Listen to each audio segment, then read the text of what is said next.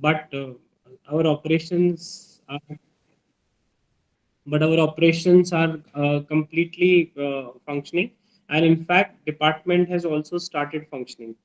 In fact आप में से कुछ लोग जिनके कुछ डिपार्टमेंटल मैटर्स चल रहे हैं, चाहे वो शोकॉज या किसी और फॉर्म में हो, सो आपको हमारे थ्रू या डिपार्टमेंट के थ्रू ये कम्युनिकेशन मिल गया होगा that they want to conduct the personal hearings through this webinars. So in fact department ने भी वेबिनार को एक नॉर्मल मीडियम की तरह एक्सेप्ट करके they have issued the advisory. So what we also understand is that this is now going to remain with us for a long period of time, and that is why we have thought that now we will include these webinars and meetings through webinars and discussions as one of our regular features. So, in this light, today's topic is what we thought of that because majority of us are joining office and coming back to office after a long period of time, though all of us were working, but we thought that it is right time to brush up the documentation strategies which are there in GST. और ये इसलिए भी ज़रूरी है because अब department की तरफ से फाइनेंशियल ईयर 17-18 और 18-19 की जीएसटी ऑडिट्स और उनके रिलेशन में जो भी असेसमेंट्स होने हैं वो स्टार्ट हो गए हैं या फिर वो स्टार्ट होने वाले हैं. एंड चूंकि हम सब लोगों को पता है कि जो रेवेन्यू कलेक्शंस हैं, बिकॉज ऑब्वियसली इकोनॉमिक एक्टिविटीज का स्लो डाउन है तो डिपार्टमेंट का और गवर्नमेंट का रेवेन्यू कलेक्शन कम है. इसलिए अब वो चीज का मैंडेट उन सब लोगों के पास में भी होगा जहां पे they would try to look at each and everything with a point of view so that they are able to find something. And that is why it becomes important for us कि हम इस चीज़ के ऊपर ध्यान दें कि हमारा जो पुराना डॉक्यूमेंटेशन 17-18 18-19 का हुआ है प्लस गोइंग फॉरवर्ड जो हमें डॉक्यूमेंटेशन करने हैं या हम कर रहे हैं उसमें what improvements we can bring, और in a sense if in case we believe that we are following the correct practice तो एक काइंड ऑफ रिविजन और a brush up happens. The pattern will be that today our senior manager Shuchi will take us through various provisions in respect of documentation जो GST law के अंदर है और specifically outward, inward, export, import और other documentations का क्या requirement है, हमें क्या चीजें करने की जरूरत है. And at relevant point जहाँ जहाँ पे भी लगेगा that I have to give an input or there is something addition which I have to do from my side, I'll do that. We will share the presentation after this session, so you will have a record of it. We will also share the recording in case you want to keep it with you. If in case you have any question, please write that in the chat box. But I would request all of you to kindly keep your microphones on the mute. Otherwise, we will be required to do that. Otherwise, there will be a disturbance. And this Google Meet has a limitation that it allows all of us to present. So please don't click on present button. If you do that, then you will not be able to see our presentation. So with these words, I request Shuchi to share her screen and start with the presentation. And at whatever relevant point I have to come in, I'll come in there. Thank you so much. Shuchi, you may start. Yeah.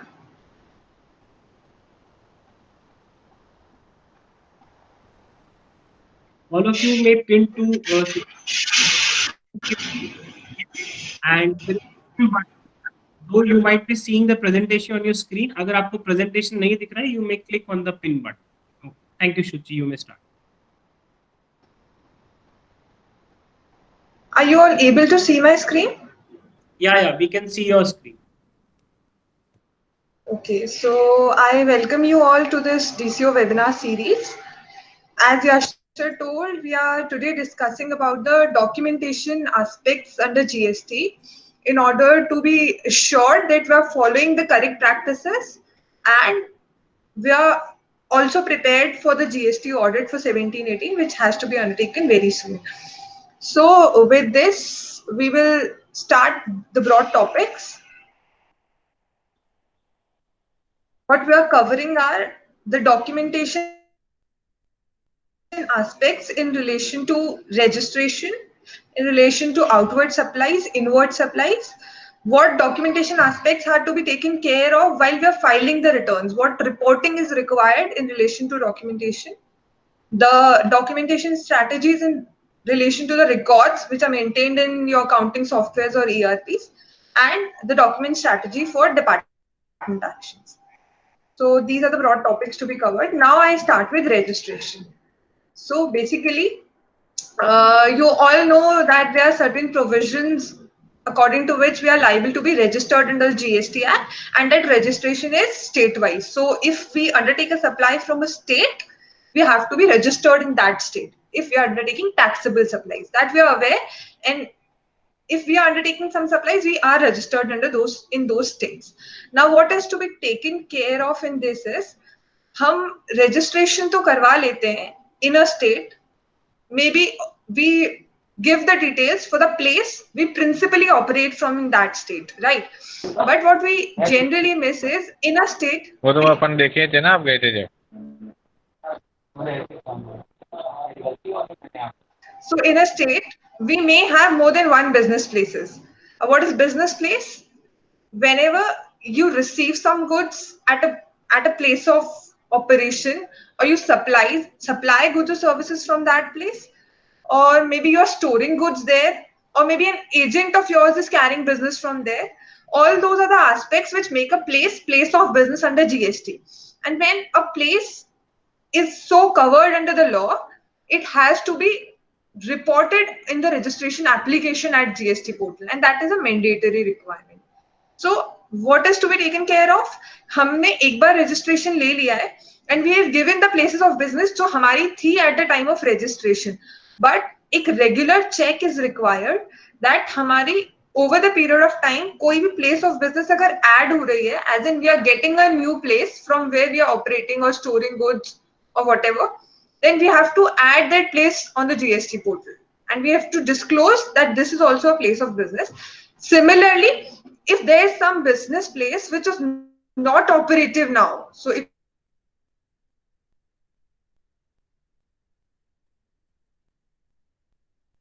was there in Toto, if I talk, GST registration में आपको क्या क्या amendments हैं जो आपके core fields हैं, वो amendment आपको रिपोर्ट करने ही है mandatorily as per law. These three things which you're seeing on your screen, if the legal name of your business changes, or the principal place of business, or any place of business as we talked about, अगर उसमें address में कोई change है और you get a new place of business, or you maybe stop one, then you have to report. Portal पे आपको बताना पड़ेगा कि आपका लीगल नेम चेंज हुआ है या आपका प्लेस ऑफ बिजनेस चेंज हुआ है. वन मोर थिंग इज, आपकी जो भी मैनेजमेंट कमिटी है, या the people who are involved in day to day operations, the CEO और द डायरेक्टर्स और द पार्टनर्स, अगर उनकी डिटेल्स में कोई भी चेंज है, या फिर कोई डायरेक्टर या similar persons at the similar equivalent levels अगर वो ऐड होते हैं या चेंज होते हैं या रिटायर होते हैं, so you have to report that on GST portal as well. तो आपको बताना है कि डायरेक्टर्स की डिटेल चेंज हो रही है, डायरेक्टर अपॉइंट हुआ है और whatsoever. So these three changes have to be reported on GST portal. And what is the time limit in which such change has to be reported? It is 15 days from the change. आप GST portal पे जाएंगे, there is a tab of services and a further tab of registration जहाँ पे amendment in core fields का option होता है. ये तीनों चेंजेस आपको उस एप्लीकेशन से करने हैं, अमेंडमेंट इन कोर फील्ड्स. अब how to take care of business place का मास्टर बना के रखना चाहिए in respect of every state for the entity. उस स्टेट में आपकी कितनी बिजनेस प्लेसेस हैं. अब बिजनेस प्लेसेस मतलब कोई भी address which you are aware of, first of all list them down कि हमारे इस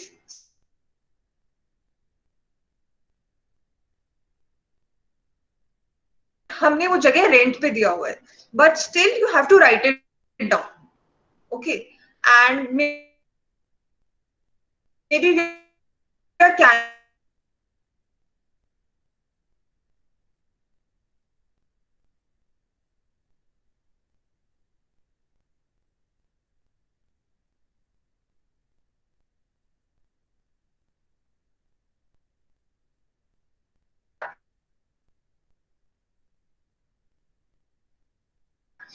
रिपोर्टेड पोर्टल, क्या इनमें से कोई प्लेस हटा है और मुझे इसको रिपोर्ट करने की जरूरत है. So this जी, sorry, I'm interrupting you. review or I think identification has to be frequent depending on the scale of your business. No problem. yeah, I'm not able to hear you. What? आपका network थोड़ा सा week है. क्या कर सकते हो? You can switch off your video and also don't share your screen. Rajat is sharing the screen, so you may instruct Rajat to follow it so that आपका network stabilize हो Okay. जाए. I request all of you to Okay. switch off videos also so that Okay. she gets a proper bandwidth. Thank you.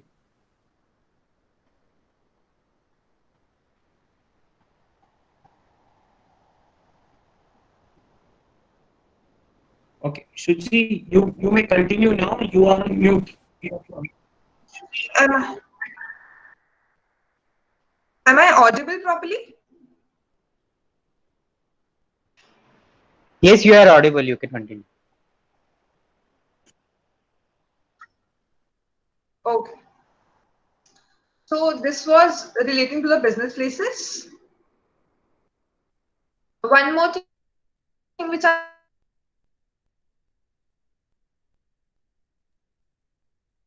on in those states. But what we generally miss is if we undertake some operations in a new state where we don't have existence as of now. So उस हर transaction जो आप एक नई state में कर रहे हैं, before undertaking that you have to consider whether the taxable supplies are made from that state and registration is required.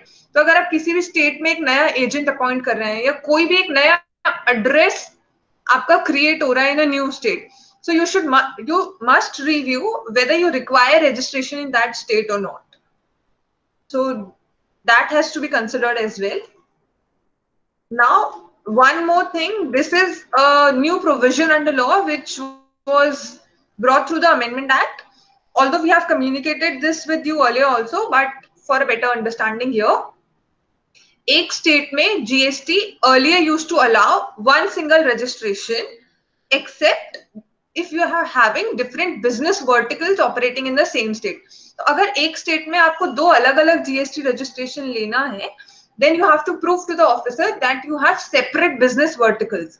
अलग-अलग ऑफिस के लिए अलग-अलग GST registration नहीं मिलता था पहले GST में, but the law has been amended and now अब हर अलग बिजनेस प्लेस के लिए if you want you can take a new GST registration. So that is a new thing.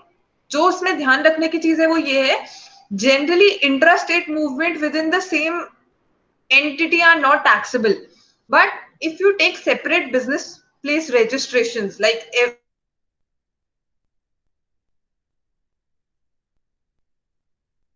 for the supplies between those business places also, क्योंकि GST अलग हो जाते हैं तो एक जीएसटी से दूसरे जीएसटी में इवन इफ वो दोनों जीएसटी सेम स्टेट में आपको क्रॉस चार्ज का इनवॉइस रेज करना मैंडेटरी हो जाता है. If you follow this you can take require. One मोर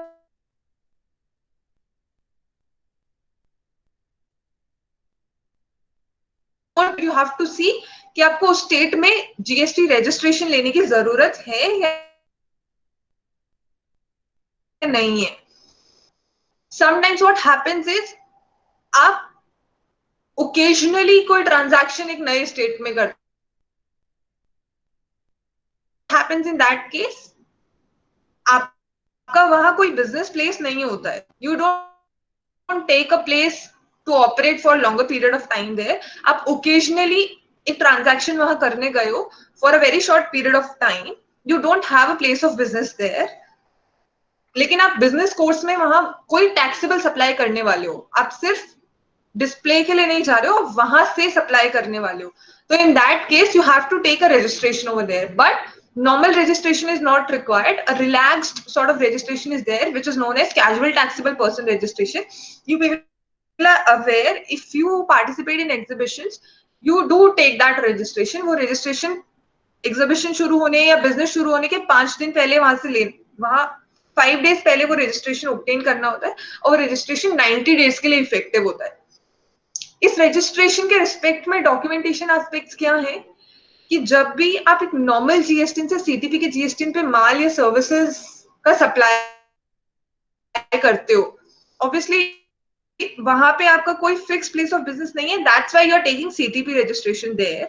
सो आपको क्या ध्यान में रखना है कि यहाँ से वहां गुड्स ले जाना एक टैक्सेबल सप्लाई है, क्योंकि आप दूसरे स्टेट में काम कर रहे हो और यहाँ से एक जीएसटी से दूसरे GST is a distinct person under law and you have to issue tax invoices, चाहे आप उनको कोई सर्विसेज भी प्रोवाइड कर रहे हो। माल का मूवमेंट होता है कि हम सोचते हैं कि मूवमेंट किस डॉक्यूमेंट पे हो, तो हमारे माइंड में वो क्लिक हो जाता है कि वो मूवमेंट करने के लिए हमें टैक्स इनवॉइस बनाना है, या maybe you ask us, but what we generally miss is, हम क्योंकि हमारा वहां कोई रजिस्ट्रेशन नहीं है, तो जनरली हम लोग यहाँ से नॉर्मल रजिस्ट्रेशन के जो लोग हैं या जो वहां हमने सर्विसेज लिए इन रिस्पेक्ट ऑफ दैट एग्जीबिशन, हम उन सर्विसेज को सप्लाई कर रहे हैं सीटीपी रजिस्ट्रेशन को, तभी वो आगे अपनी टैक्सेबल सप्लाईज कर पा रही हैं। तो there is an element of service also जो कि नॉर्मल जीएसटी सीटीपी जीएसटी को देता है। तो उन सर्विसेज का भी, जैसे हम और सर्विसेज का क्रॉस चार्ज करते हैं, उन सर्विसेज का भी क्रॉस चार्ज करना रिक्वायर्ड है। सो that is a documentation aspect which is important and has to be taken care of whenever you are taking occasional transactions, undertaking occasional transactions in some other state.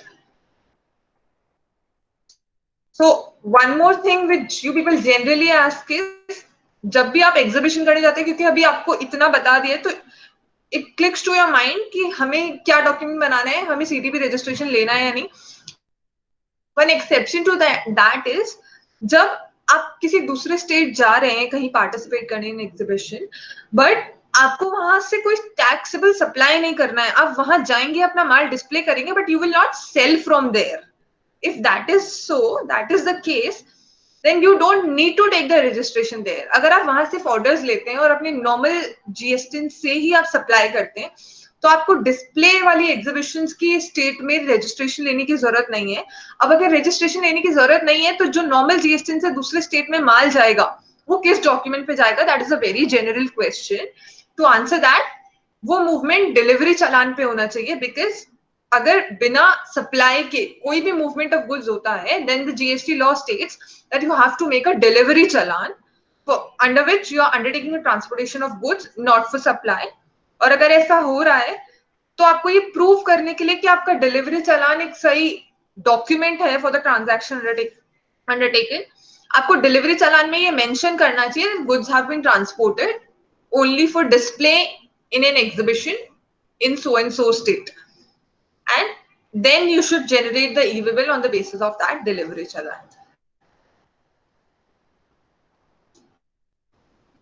If Yashar, you want to add some point, or we switch to a new topic, because that was more or less about the GST registration. Yeah.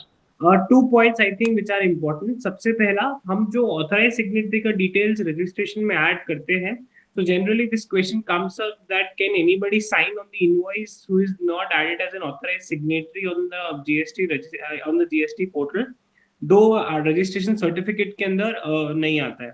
Our understanding is that if in case you want to add and you want to ask any of your employees or concerned person to put a signature on the invoice, it is important that his name should be added in the RC or on the registration tab as one of the authorized signatories. This, as a precautionary measure and as a good practice, all of us should do that. That is point number 1. Point number 2 is in respect of जो श्रुति ने amendments के बारे में बोला. That is really very important that we take care of that 15 days of time limit which is given in the law. So generally what happens is, till the time we do not put our goods to any warehouse or maybe additional office or anywhere else, we don't consider it to be a significant activity for adding it to the registration certificate. But I think our process should be like this. Whenever you are executing any rent agreement, you are adding any new premises, one of the important points in your checklist should be that first of all, there should be an amendment in the registration or at the GST portal. So GST में ये वाला जो change है ये last में नहीं आना चाहिए. उसका एक सिंपल रीजन है कि और जो हमने प्रैक्टिकली केस में भी देखा, दो it was not a legal action by the department, but still a very strict action where somebody had added a warehouse and they had put their goods in the warehouse, and it was a new warehouse in the same state, but they did not add that warehouse in their registration certificate. और 15 दिन का समय expire नहीं हुआ था. somehow the GST team landed it to the new office, to the new warehouse, और उन्होंने वहां पे जितने भी गुड्स पड़े थे उसको सीज करके ये बोला कि चूंकि ये आपके आरसी में नहीं है, so we treat them as undeclared goods and we want to levy tax on that. Though ये मैटर जब भी अल्टीमेटली आगे जाके सेटल होगा तो उनके फेवर में ही सेटल होगा एसएससी के, but it creates unnecessary complication for the business. That is why our advice is whenever you are entering any lease deed or otherwise, ensure that first change happens in the GST registration. Last point which I want to add from my side is अभी तक registration में because all of you have migrated from the old regime, तो कभी हमारा physical verification premises का इस regime में नहीं हुआ है.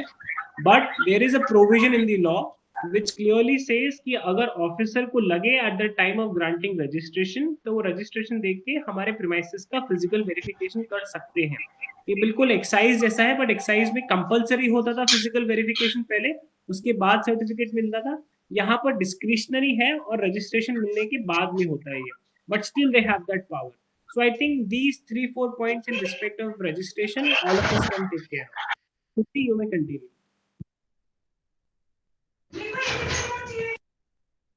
Just a second, there's some network.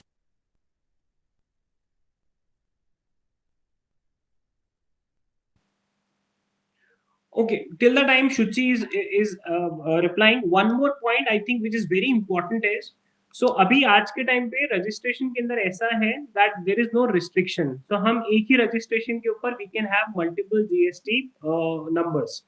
But as a matter of precaution, it is very important that we in our registration certificate demark the area. Like for example, मान लीजिए in a specific piece of land जहाँ पे एक office बना हुआ है, we have two entities, entity A and entity B, और दोनों का रजिस्ट्रेशन है. Then it is suggested कि जब हम रजिस्ट्रेशन के अंदर एप्लीकेशन फाइल करें, so we write left hand side of plot number whatever it is, and then that belongs to entity A, and right hand side of the plot number which belongs to entity B. इसका सबसे बड़ा advantage ये है कि कल को जाके if let's say there is any visit of the departmental officer or departmental team, in that case we can tell them, see, if you are visiting for entity A, you have to only go at the left hand side, you cannot go at the right hand side, and vice versa also. So that is why it has to be taken care of कि हमारा जो एक ही premises है उसका हम artificial segregation करें, चाहे हम one table segregation करें, and I think we can discuss that on case to case basis separately, but they should also be taken care of. Yes, Shuchi? so yes, I can continue now. So this was regarding the amendments in registration. Now, one more important requirement in respect of registration which has been taken, that is display of the registration certificate and GSTN on the name board of the entity. So GST का जो principal place of business है और जितनी भी additional places of business है, there are two things which have to be mentioned there, or for example displayed there. One is जो GST में आपको registration certificate issue होता है, REG 06 which is available at the GST portal. आपको वो registration certificate का एक print हर business place की एक prominent location पे display करना जरूरी है. Prominent location which is apparent to a person which generally visits your business place. One thing. The other thing, जो आपका name board है company का at the entry of your business place premises, वहां पे company के नाम के साथ कंपनी का या एंटिटी का जीएसटीएन मेंशन होना जरूरी है. ये रिक्वायरमेंट्स ऑप्शनल नहीं है, या ये सिर्फ प्रिंसिपल प्लेस ऑफ बिजनेस के लिए जरूरी नहीं है. जितनी भी प्लेस ऑफ बिजनेस से आप ऑपरेट कर रहे हैं या फिर they are place of business under the law, वहां पे ये दोनों चीजें होना मैंडेटरी है. So this has to be taken care of. Next Rajat, next slide please. So now this is important, cancellation of GST registration. This is more important because this hampers all the activities if not taken care of. जहां आपको GST registration के requirement किसी place of business या किसी state, obviously किसी state के लिए अब नहीं लगती है. You feel that इस state में मुझे अब registration रखने की जरूरत नहीं है क्योंकि मैं वहां से कोई भी taxable सप्लाई गोइंग फॉरवर्ड नहीं करने वाला हूँ, then you apply for a cancellation of registration on the GST portal and you conclude the proceedings by filing the final return or everything. That you are doing on your own, so you're aware about the documentation practices more or less. But what you generally miss is GST law में the officers have been given power कि कुछ certain cases हैं of non-compliance or some other things जहां पे अगर officer को ठीक लगता है तो he can suo moto cancel your GST registration. And many people have faced this, that the officer for non-filing of GST returns most frequently has issued notice for cancellation of registrations. What happens is this notice is issued on the GST portal and a mail is of course sent at the registered mail ID. अगर ये mail आपसे miss होता है या ये notice आपसे miss होता है तो there is a time frame for which the officer has to wait for your reply. पहले सिर्फ वो आपको एक नोटिस देता है कि ये आपकी नॉन कंप्लायंस है या ये रीजन है या ग्राउंड है जिससे I think your GST registration should be cancelled. Now you tell us why your registration should not be cancelled. So that is a kind of a show cause notice. If you reply or you comply with the things which were the ground for cancellation of registration, for example आपने last 6 months में GST का returns नहीं file किया है और आपके पास notice आता है और नोटिस के 7 दिन में आप सारी रिटर्न्स फाइल कर देते हैं और एक रिप्लाई कर देते हैं कि हमारी पेंडिंग रिटर्न्स हमने फाइल कर दी है, then the officer will quash the cancellation proceedings. वो आगे कंटिन्यू नहीं करेगा. But if you don't reply then within 7 days the officer has the power to cancel your registration, issue an order for cancellation of registration. और अगर वो 7 दिन में वो ऑर्डर आ जाता है कैंसिलेशन का, then your GST registration is cancelled, your GSTN is no more valid, and all your operations, your purchases, your supplies gets hampered. The solution for cancellation, once it happens, is you can file an application for revocation of cancelled registration. लेकिन वो भी आप 30 days में ही file कर सकते हैं from the date of service of order. तो जब भी आपको ऑर्डर रिसीव हुआ उस रिसीट ऑफ ऑर्डर डेट से 30 दिन में आप एक एप्लीकेशन फाइल कर सकते हैं कि हमारा we have complied and please revoke our registration. But even if though 30 days are missed, then there is no option left with the adjudicating authority या टैक्स ऑफिसर कि वो आपका रजिस्ट्रेशन रिवाइव करे. Then you have to go to the longer process and file appeals for the order issued and put your grounds, and then in a longer period of time you'll get a hearing और वो सब. तो to avoid all that, be very cautious about the notices served to you. So the notices are available at the GST portal in the services tab in notices and orders. You must be aware about it. And one more thing, if you're not reviewing that tab regularly, जो mail ID आपने registration में दिया हुआ है उसको आपको ध्यान रखना, उसको ऑपरेटिव रखना, उसको रिव्यू करते रहना is very important. You cannot miss the mails which you receive from department on that ID, otherwise serious repercussions can be there. So this is about cancellation of registration. Next slide. These are some rules. As Yash sir already pointed out, there's power in the GST law for the officers to undertake a physical verification of the places of business. So those documentation aspects to be assured when a physical verification is undertaken have to be taken care of. अगर आपका कोई SEZ में unit होता है, now you people are aware, तो उस SEZ unit का एक सेपरेट GST रजिस्ट्रेशन लेने का हमको जरूरत होता है. Next slide.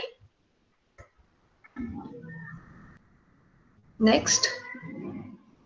So this was about GST registration and the documentation aspects to be taken care of in regard to registration. We have covered the overall aspects. We can discuss the issues later. Now the new topic, the next topic is outward supplies. Of course, very important. Outward supplies के respect में आपको क्या documentation करना है, पहले हमको समझना है आउटवर्ड सप्लाईज किस किस तरीके की हो सकती है और किस तरीके में क्या डॉक्यूमेंट बनाने की जरूरत है. सो आउटवर्ड सप्लाईज गुड्स की हो सकती है, आउटवर्ड सप्लाईज सर्विसेज की हो सकती है. वो सप्लाई टैक्सेबल हो सकती है, एग्जेम्प्ट हो सकती है, नॉन टैक्सेबल सप्लाईज हो सकती है. For taxable supplies, you have to issue a tax invoice. Taxable supplies जिसपे GST लगता है, उसके लिए आपको एक टैक्स इनवॉइस इशू करने की जरूरत होती है, वेदर फॉर गुड्स और फॉर सर्विसेज. उनका अलग अलग टाइम लिमिट है जो हम आगे डिस्कस करेंगे. एक होता है exempt supply. All of you are aware कौन कौन से आपके बिजनेस एम्बिट में कौन कौन सी सप्लाईज ऐसी हैं in your business bouquet which are exempt under GST. तो exempt supplies के लिए ऐसा नहीं होता कि उस पे टैक्स नहीं लग रहा तो उसके लिए हमें कोई डॉक्यूमेंट इशू नहीं करना. उसके लिए भी जीएसटी लॉ में एक डॉक्यूमेंट प्रिस्क्राइब्ड है which is bill of supply, जहां पे आपको टैक्स मेंशन नहीं करना होता है, but there are some standard fields of information which are required in bill of supply. Next, time limit of issuing an invoice. Tax invoice कितने time में issue करना होता है. सर्विसेज के केस में यू गेट अ टाइम कि आपने जब भी सर्विसेज प्रोवाइड की है, प्रोविजन ऑफ सर्विसेज से 30 डेज के अंदर you can issue a tax invoice. But goods के केस में वो टाइम लिमिट आपको सप्लाई के बाद कभी भी नहीं मिलता है.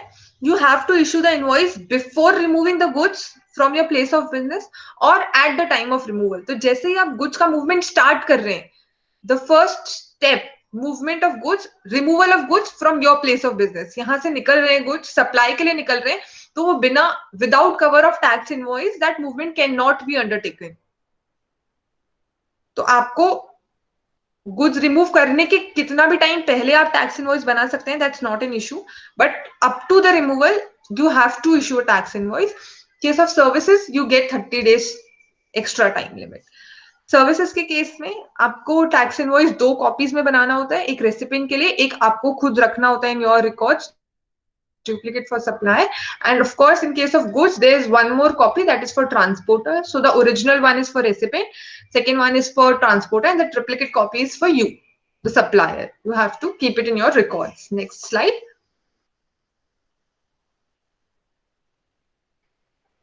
So this was one basic document which has to be issued in case of outward supplies, tax invoice या bill of supply. Tax invoice issue होने के बाद there are certain events which trigger कि आपको एक और डॉक्यूमेंट इशू करने की जरूरत है उसी सप्लाई के रिलेशन में. वो 2 डॉक्यूमेंट्स क्या है, क्रेडिट नोट और डेबिट नोट. क्रेडिट नोट के लिए लॉ ने बताया हुआ है very specifically that in instances में ही आपको जीएसटी का क्रेडिट नोट इशू करना है. Now we have to understand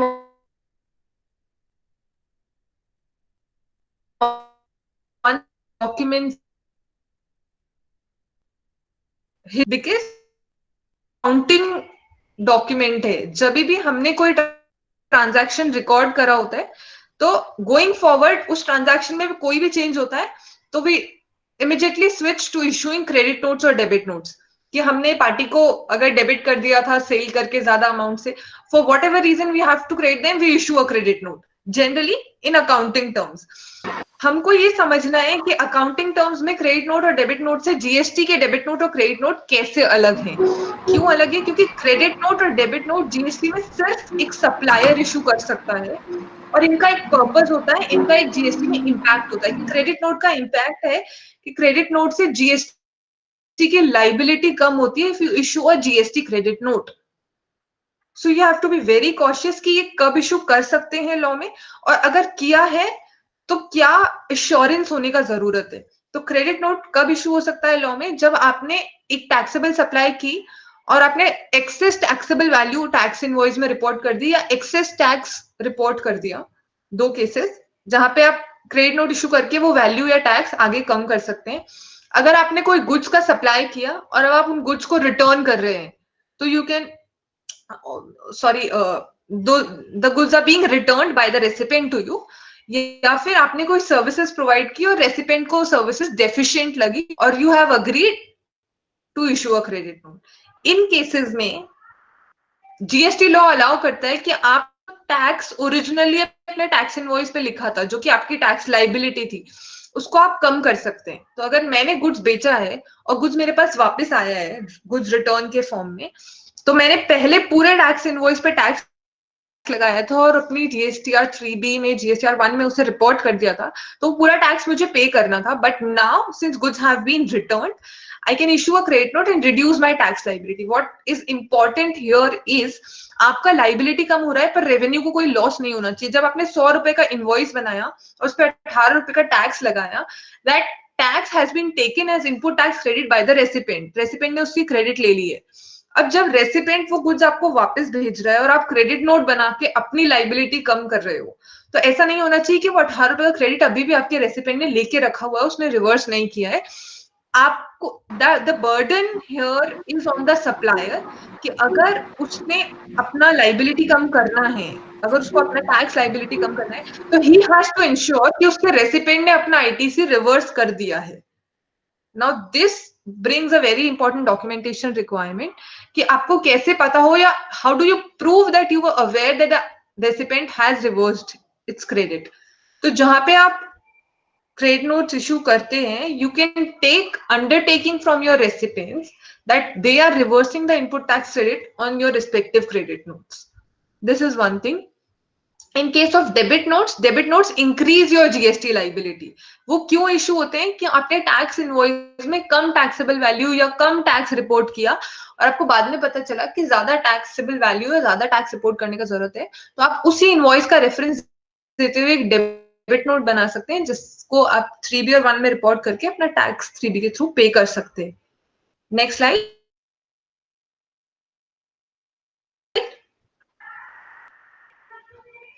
Next slide, please. So one more thing to point out here is debit note. जैसा मैंने बताया, दोनों डॉक्यूमेंट्स सप्लायर ही बनाता है, करेक्ट. सो जो आप जनरल अकाउंटिंग टर्म्स में बोलते हैं कि आप अपने वेंडर को डेबिट कर देते हैं, वो डेबिट आप बीइंग अ रेसिपिएंट जीएसटी वाला डेबिट नोट बना के नहीं कर सकते. तो अगर आपको ऐसा लगता है कि आपको एक डेबिट नोट रेज करने की जरूरत है for your vendor, so you tell them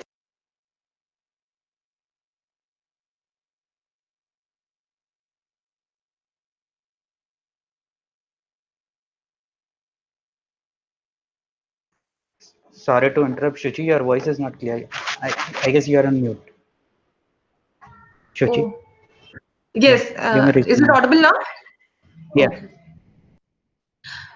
So I was referring to the debit notes. GST का debit notes आपको बोलना है कि आपका supplier ही issue करे. In case you people are not in agreement with your supplier कि वो आपको GST का credit note issue कर रहा है, then also आपके debit note से आप GST का कोई impact नहीं डाल सकते हैं. What you can do is आप उसको डिलीवरी चालान इशू कीजिए अगर गुड्स का मूवमेंट इन्वॉल्व है, और जो आईटीसी आपने ले रखा है, of course when you are returning goods you know that ITC आपको रिवर्स करने की जरूरत है, तो वो आईटीसी आप सुओ मोटो रिवर्स कर दीजिए, बट वो डेबिट नोट आपका कहीं पे भी रिपोर्ट नहीं होगा in your GST returns. So this is regarding credit notes and debit notes in GST. जैसा कि पहले भी आप लोगों को बताया हुआ है, जीएसटी के क्रेडिट नोट्स को अब 1-to-1 इनवॉइस से लिंक करके इशू करना मैंडेटरी नहीं है. It was required before, but amendment act के बाद for a larger number of invoices आप सिंगल क्रेडिट नोट इशू कर सकते हो. You have to give reference of the invoice numbers in respect of which आप ये क्रेडिट नोट बना रहे हो. Next slide. One reason for which credit notes are issued is I should say a major reason for issue of credit notes is discount, passing discounts to your customers or your dealers. So what happens is if I brief the concept in a while, आप discount दो तरीके से देते हैं. आप एक तो जब आप ट्राई कर रहे हैं सेल्फ, वहां डॉक्यूमेंटेशन रिक्वायरमेंट्स इतनी ज्यादा नहीं होती है, आपको टैक्स इनवॉइस में ही अपना डिस्काउंट मेंशन करना है, दैट इज एलिजिबल. उससे आपका टैक्स लाइबिलिटी कम हो जाता है.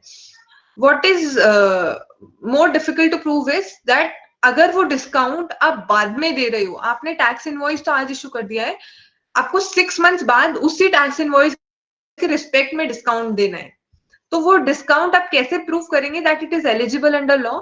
आपको ये ध्यान में रखना पड़ेगा कि वो डिस्काउंट टैक्स इनवॉइस इशू करते वक्त ही अग्रीड है. अग्रीड कैसे? Of course through an agreement. अब वो agreement generally sometimes it is verbal also, but what is suggested is अगर आप कोई भी ऐसे डिस्काउंट स्कीम्स रखते हैं जहां डिस्काउंट सेल के बाद बायर को पास होने वाला है या डीलर को पास होने वाला है, तो वो डिस्काउंट पॉलिसी को आप डॉक्यूमेंटेड रखें। ये क्यों जरूरी है?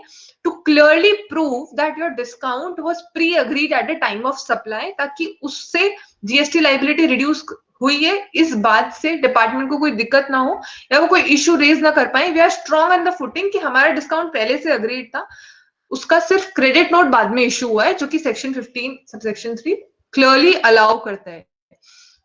एक इशू क्या है कि हम डिस्काउंट्स के लिए डिस्काउंट पॉलिसी में जनरली कुछ वर्ड्स यूज कर लेते हैं like incentives, which give a hint कि ये डिस्काउंट नहीं होगी, कंसिडरेशन है सामने वाले की तरफ से किसी एक्टिविटी का, कि उसने कुछ किया इसलिए हम उसे इंसेंटिव दे रहे हैं। It is suggested again to avoid use of such words and use the word explicitly discount, जिससे डिपार्टमेंट या टैक्स अथॉरिटीज को भी कोई हिंट नहीं मिलता, या hint I should say it doesn't bother them कि ये डिस्काउंट है या नहीं है। तो अगर आप वॉल्यूम डिस्काउंट भी दे रहे हैं तो you should mention that word discount in your agreement, and you must have a discount policy documented and agreed between the dealer or buyer and you. Next slide.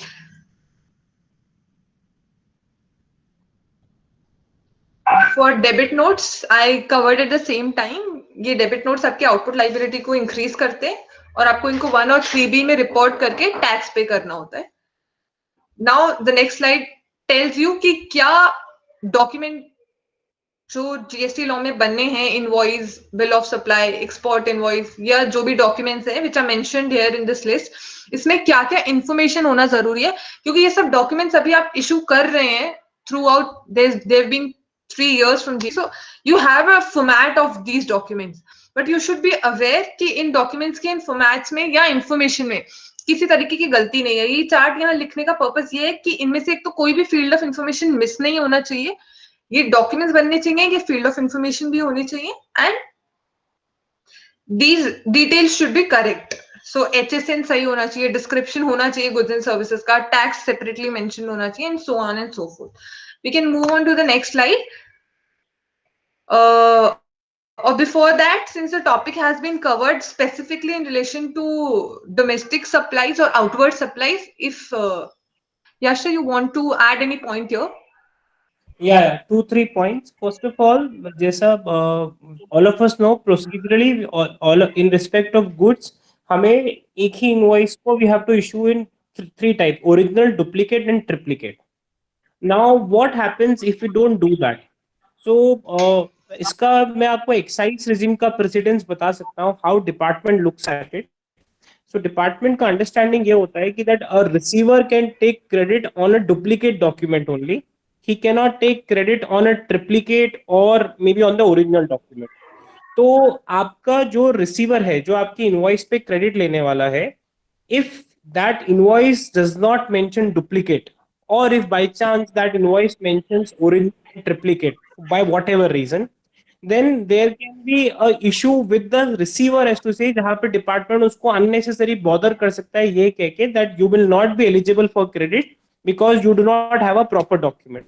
That is why it becomes our responsibility that we only issue the invoice, but we also issue the invoice which has a correct description. That's point number 1. Point number 2, दो HSN जो है वो HSN जो हम detail invoice पे डालते हैं, that is not relevant as to say कि उससे क्रेडिट कहीं इम्पैक्ट नहीं करती है. But I give you an example how it impacts us. So one of you, I understand, what do you do is, आपके पास एक पीछे से इनवॉइस आता है आपके सर्विस प्रोवाइडर का, जो अपने इनवॉइस पे HSN लिखता है 9954 which is a works contract. Okay, now you also raise an invoice considering कि जो और आपने जो सर्विस रिसीव करी है वही आप सर्विस आगे किसी और को दे रहे हैं, तो आप ये मानते हैं कि चूंकि आपका पीछे वाला 9954 HSN लगा रहा है तो आप भी 9954 HSN लगाकर आगे दे देते हैं. नाउ लेट्स से कल को जाके ये चीज का पता चलता है कि आप जो सर्विस दे रहे हैं वो वर्क्स कॉन्ट्रैक्ट सर्विस नहीं है, 9954 HSN में नहीं आती है, तो उससे कोई फर्क नहीं पड़ेगा, आपकी सर्विस पे वैसे भी 18% टैक्स लग रहा था. प्रॉब्लम ये होगी कि चूंकि आपने जो HSN कॉपी किया है या जो भी लिया है पीछे वाले से उसका गलत था, कल को डिपार्टमेंट माइट कम एंड से कि देखो वर्क्स कॉन्ट्रैक्ट का क्रेडिट तो किसी को भी नहीं मिलता अगर आप वर्क्स कॉन्ट्रैक्ट सर्विस नहीं देते हो, तो ये लॉ में रिस्ट्रिक्शन है। तो चूंकि आपके पीछे से इनवॉइस पे 9954 लगकर आया है, इसीलिए आप आगे क्या कर रहे हो that's a separate issue, but हम तो आपका 9954 HSN आपकी इनवॉइस का नहीं मानते और इसलिए आपके पीछे की क्रेडिट को हम बाहर कर देते हैं। That is why when we make our invoice we should not be influence कि हमारे पीछे से इनवॉइस पे क्या HSN लग के आ रहा है। We should only focus on what is correct classification according to us after discussing with us or any other manner. One point which Shuchi talked about is credit note. Now credit note अभी GST regime में credit note as a concept थोड़ा evolve हो रहा है। अभी जो departmental audit होंगे जहां पर हम सब लोगों ने क्रेडिट नोट के बेसिस पे अपना आउटवर्ड का टैक्स कम कर रखा होगा, उसमें लॉ में रिक्वायरमेंट ये है कि हमारे सर्विस रिसीवर ने अपना क्रेडिट रिवर्स कर दिया हो। That is a very important thing. अब now all of us know कि आज के टाइम पे ऐसा कोई तरीका नहीं है जिससे हम ये पता कर सकते हैं कि हमारे इनवॉइस पे हमारी सर्विस रिसीवर या गुड्स के रिसीवर ने कोई क्रेडिट लिया है या नहीं लिया है। That is why as a matter of precaution it is always advised at least once a year, जब आप अपना ईयर क्लोज कर रहे होते हैं and you closing your books of accounts like you are doing for 1920, you take a declaration from all your customers that whatever credit note you have issued upon them, they have reversed their input tax credit. आपको invoice number separately identify कराने की जरूरत नहीं है, बस just take an declaration from them. उससे फायदा ये होगा कि एटलीस्ट हम हमारा बर्डन डिस्चार्ज कर चुके होंगे कि हमने जो आउटवर्ड कम करा है वो सामने वाले के डिक्लेरेशन के बेसिस पे करा है। And last point I think to add is there are a lot of times which question comes up, at least वो सब लोग who make lot of invoices और जो system generated जिनके invoice बनते हैं, that can you send an invoice which is in digital copy only और आपको hard copy में invoice ना भेजना पड़े? The answer to this is yes, you can do that, but the restriction is that invoice should be digitally signed. And when we say digitally signed, we mean a digitally signed document, but not that कि आपने PDF के अंदर अपना signature का photo upload कर दिया। वो that document is as good as it is unsigned document. And in that case अगर हम ऐसा कोई invoice बनाते हैं, it creates a penalty upon us which can be extended up to 25,000 rupees. So if you want to send a digital invoice, it is important that invoice should be signed by a digital signature which comes in that USB जिसके बारे में हम सब लोग जानते हैं।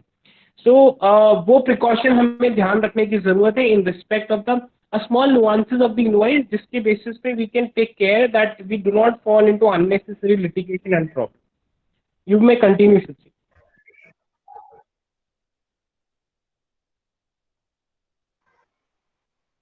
Okay. Now the topic is exports and imports.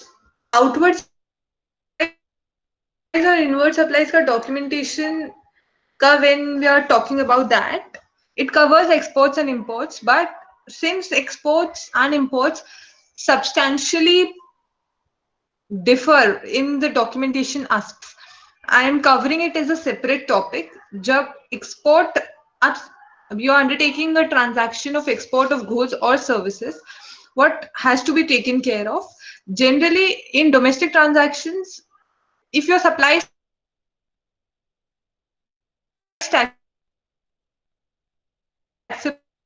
bear नहीं करता है, तो the impact is not credit, impact is आपका document in all respects सही हो ताकि आपका refund, generally the issue comes when you have to take refund of that those taxes, क्योंकि exports का tax आप अपनी pocket से ही bear करते हो if you opt to pay the taxes, and of course once you pay it, you claim refund of those taxes, और refund आपको तभी मिलेगा तब वो documents which you have issued in respect of your exports are proper in all respects.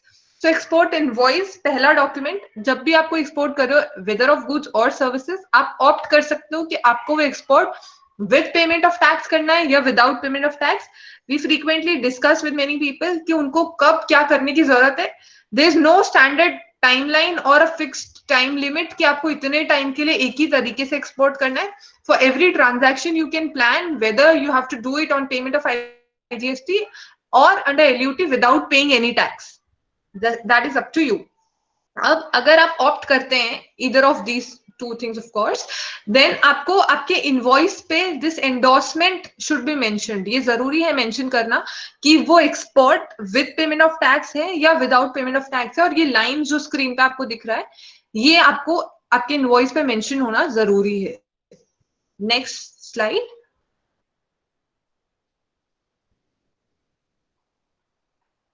In addition to invoice of course जैसे domestic supplies में credit note और debit note issue करने के कुछ ट्रिगर ट्रांजैक्शंस होते हैं, वैसा एक्सपोर्ट ट्रांजैक्शंस में भी हो सकते हैं. आपको क्या ध्यान रखने की जरूरत है, अगेन क्रेडिट नोट से आपकी आउटपुट लाइबिलिटी कम होती है. तो अब जब एक्सपोर्ट्स की बात आती है तो सामने वाले ने कोई इनपुट टैक्स रेट नहीं लिया, ही ने टैक्स पे किया है अगर किया है तो. और अगर आप अपना टैक्स लाइबिलिटी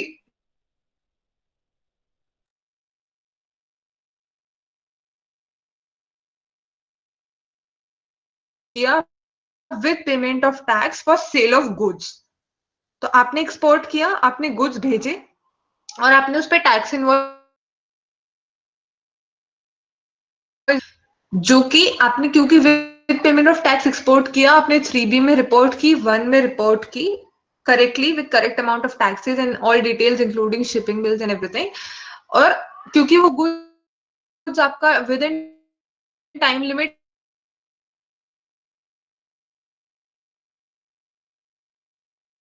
होगा,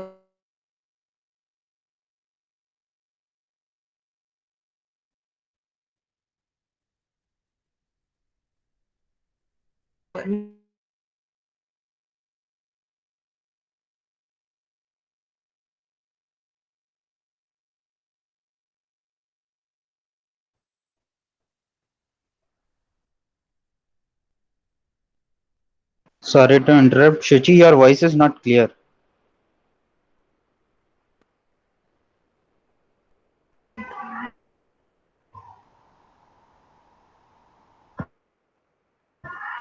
I request Mr. Suresh ji to turn off his video. Suresh ji Verma.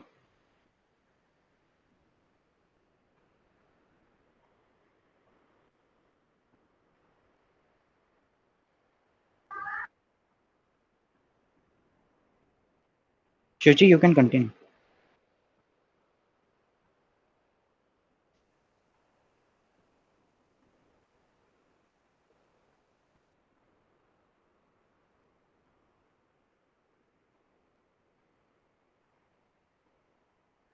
Shuchi, you can continue.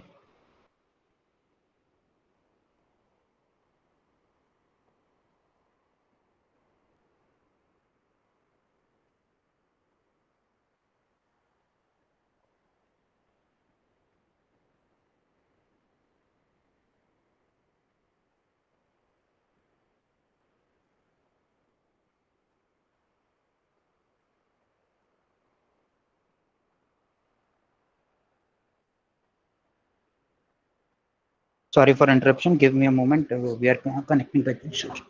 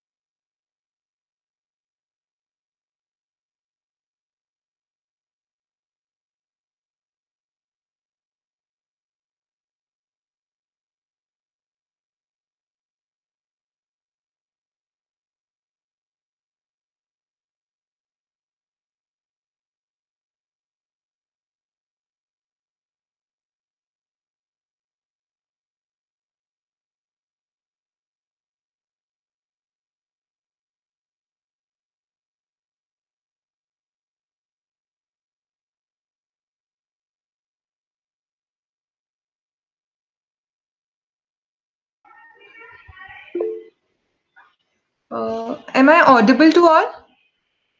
Yes, Shuchi, you're audible. Yeah, you're Very audible. sorry, there was a network disconnect. So I'm continuing from this credit notes point only. So I was just saying कि exports के transaction में आप अपना liability वापस से reduce नहीं कर सकते by issuing a credit note अगर आपने उस tax का refund ले लिया है तो. Next is debit note for exports. अगर कोई भी ऐसा triggering transaction होता है जहाँ पे आपने कम टैक्सेबल वैल्यू एक एक्सपोर्ट इनवॉइस में या कम टैक्स रिपोर्ट किया था, तो similarly as for domestic transactions आपको वो डेबिट नोट इशू करके अपना differential liability of IGST you have to pay it. This is in respect of exports. Now coming to next, import transactions. Import transactions में most important thing is अगर आप goods import कर रहे हैं तो of course the document on which you can take ITC is bill of entry. वो bill of entry में क्या मेंशन होना जरूरी है जिससे आपका क्रेडिट एलिजिबल हो. जिस एंटिटी में आप वो इंपोर्ट सॉरी नॉट एंटिटी, जिस जीएसटी रजिस्ट्रेशन में वो गुड्स आप इंपोर्ट कर रहे हैं उस रजिस्ट्रेशन का जीएसटी और एड्रेस बी पे प्रॉपर होना चाहिए. यू शुड इंश्योर कि जो बिल ऑफ एंट्री का माल आपने क्लियर कराया है उस माल के रिसीव होने के बाद ही आप अपना क्रेडिट ले. एज फॉर डोमेस्टिक ट्रांजैक्शन आप गुड्स का क्रेडिट तभी ले सकते हैं जब आपको वो गुड्स रिसीव हो और आपको उसका डॉक्यूमेंट रिसीव हो. तो आपको बी तो मिल गई, you cannot still take the credit until unless you receive the goods at the place of business. वो receipt आपको कैसे proof करनी? By the GRN records. So आपके पास आपके records में वो goods के entry at the place of your business का goods received note का detail available होना चाहिए. Of course, when the movement is undertaken, आप port से जब माल अपने business place पे लाते हैं तो e-way bill has to be issued. वो e-way bill अगर पूरी bill of entry का consignment एक ही साथ में मूव हो रहा है to the same place of business तो आप उसी बिल ऑफ एंट्री पे एक ई-वे बिल बना लेते हैं और आप माल अपनी बिजनेस प्लेस पे ले आते हैं. अगर वो लॉट्स में मूवमेंट हो रहा है then we will discuss later कि गुड्स का मूवमेंट अगर लॉट्स में हो रहा है तो क्या डॉक्यूमेंट इशू होने की जरूरत है. अकॉर्डिंगली ई-वे बिल बनेगा और e-way bill will prove that you have received the goods and you can take the credit. Goods के रिस्पेक्ट में क्योंकि ट्रांजैक्शन फिजिकली visible होता है तो you are aware of the documentation. Services which generally get missed is अगर आप कोई भी ऐसे सर्विसेज अवेल करते हैं जहां vendor non taxable territory as in outside India है, so there is a supplier, वो आपको सर्विसेज प्रोवाइड कर रहा है, उस सप्लायर की लोकेशन आउटसाइड इंडिया है और you of course are registered here in India, then you have to pay tax on those services under reverse charge mechanism. वो सामने वाला रजिस्टर्ड नहीं होगा, आप रजिस्टर्ड है और आप रेसिपेंट है, आपको रिवर्स चार्ज में टैक्स पे करना है. एक्सेप्शन टू दिस इज अगर वो कोई ऐसी सप्लाई कर रहा है जिसका प्लेस ऑफ सप्लाई इंडिया में फॉल नहीं करता, उसी की कंट्री में फॉल करता है या बाहर कंट्री में फॉल करता है, इंडिया में फॉल नहीं करता, तब वो ट्रांजैक्शन जीएसटी के लेवी में नहीं आती है. अदरवाइज एवरी सर्विस जो आपने एक फॉरेन वेंडर से ली है वो टैक्सेबल है अंडर रिवर्स चार्ज. कौन सी ट्रांजैक्शंस यहाँ नहीं कवर होती हैं? फॉर एग्जाम्पल आप किसी एग्जीबिशन में पार्टिसिपेट करने गए फॉरेन में और वहां कुछ ऐसे खर्चे हुए, फॉर एग्जाम्पल किसी organiser, the organiser who has conducted the exhibition there, उसने आपको एक बिल दिया, आपको उस पर रिवर्स चार्ज में टैक्स पे करने की जरूरत नहीं है. But except the POS provisions, अगर पीओएस इंडिया में फॉल करता है तो हर ट्रांजैक्शन जो फॉरेन वेंडर से आपको हुई है उस पे आपको रिवर्स चार्ज में टैक्स पे करके if the credit is eligible you have to take the credit. Next, concluding the imports and exports, Yashar, if you want to put any additional remarks, then we will go on the records topic. Only one point. I think जो शुचि ने बोला कि हम reverse charge की transaction को import of services को generally miss कर जाते हैं. I think one way where we don't miss it और हमको ईयर एंड पे जाके अननेसेसरी इंटरेस्ट बर्डन ना we don't have to face that. What we can do is that in our books of accounts, चाहे वो Tally हो, SAP हो, Oracle हो, or whatever it is, we can create two control accounts in a sense to say that whenever we make any payment in foreign currency and which is not for goods, we will route it through that account. So क्या हो सकता है, month end पे जाके आप उस account को zero कर सकते हैं where once you decide कि इसके ऊपर reverse charge में liability है या नहीं, maybe after consulting us or anybody else, in that case जिस पे लाइबिलिटी है उन ट्रांजेक्शन्स को उस अकाउंट में पार्क करके एंड पे टैक्स अकॉर्डिंगली, जिन पे नहीं है उनको नॉर्मल जिस लेजर अकाउंट में जाने हैं उसमें जा सकते. So I think by this way we ensure that we have a control account for all these reverse charge transactions जहाँ पे हम पहले ही एंट्री उस अकाउंट में करें, and we ensure कि उसका बैलेंस हम मंथ एंड पे जाके उसको नील कर दें. We will never miss a transaction में possibility है कि reverse charge की liability trigger होती है. You may continue, Shuchi. Correct. Okay. So now regarding records under GST, GST audit 17-18 का हमने conduct किया है. Of course, it has been conducted for all of you respectively. वहां हमने देखा था कि 17-18 ईयर के रिस्पेक्ट में हमको क्या जीएसटी रिकॉर्ड्स मेंटेन करना जरूरी है, और अगर उसमें से कोई रिकॉर्ड मेंटेन नहीं था then your auditor told you या तो आप वो डॉक्यूमेंट या वो रिकॉर्ड का रिक्वायरमेंट अभी कंप्लाई कीजिए, otherwise a note will have to be given in the audit report. So वो स्टैट्यूटरी रिकॉर्ड्स क्या है जो जीएसटी में मेंटेन करना जरूरी है as available in the screen. एक है इन relation to the manufacturer of goods or and the other one is service supplier. तो अगर आप कोई गुड्स का मैन्युफैक्चर कर रहे हैं तो आपको क्या डिटेल रखने की जरूरत है? एटलीस्ट मंथली समरी आपको रखने की जरूरत है आपके प्रोडक्शन की.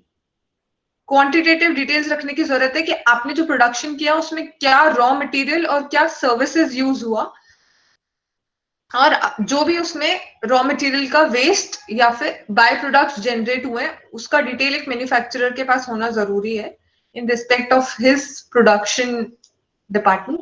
एंड सर्विस सप्लायर को क्या रखने की जरूरत है डिटेल कि क्या गुड्स उसने यूज किया अपनी सर्विस प्रोवाइड करने में, और क्या इनपुट सर्विसेज उसने यूज किया अपनी सर्विसेज सप्लाई करने में, और क्या क्या सप्लाईज या क्या क्या सर्विसेज उसने आउटवर्ड एंड पे सप्लाई की है. नेक्स्ट,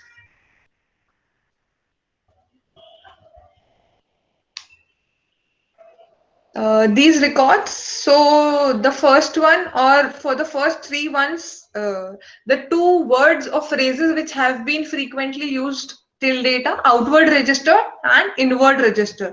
जो हम आप लोग से मांगते हैं when we conduct audit or any kind of review or scrutiny of your entity, वो क्या होता है? आउटवर्ड रजिस्टर एक लीगल रिक्वायरमेंट है जीएसटी लॉ की, जहां आपको हर वो टैक्स इनवॉइस या I should better phrase it, हर वो डॉक्यूमेंट जो आपने एक आउटवर्ड सप्लाई के रिस्पेक्ट में इशू करा है उसकी एक डॉक्यूमेंट वाइज डिटेल मेंटेन करना जरूरी है. क्या डॉक्यूमेंट आप इशू कर सकते हैं? जैसे हमने पहले बात किया, tax invoice including export invoices and bill of supplies. तो जो भी आउटवर्ड सप्लाईज के लिए ये इशू हुए हैं, टैक्स इनवॉइसेस और बिल ऑफ सप्लाईज, इनका एक रजिस्टर मेंटेन होना जरूरी है जहां आपके पास डॉक्यूमेंट लेवल पे डिटेल होनी चाहिए कि ये सप्लाईज हमने की है गुड्स या सर्विसेज की, बेसिक डिटेल्स इंक्लूडिंग ये एचएसएन था, ये डिस्क्रिप्शन था, ये वैल्यूज थी, ये एक्सपोर्ट था.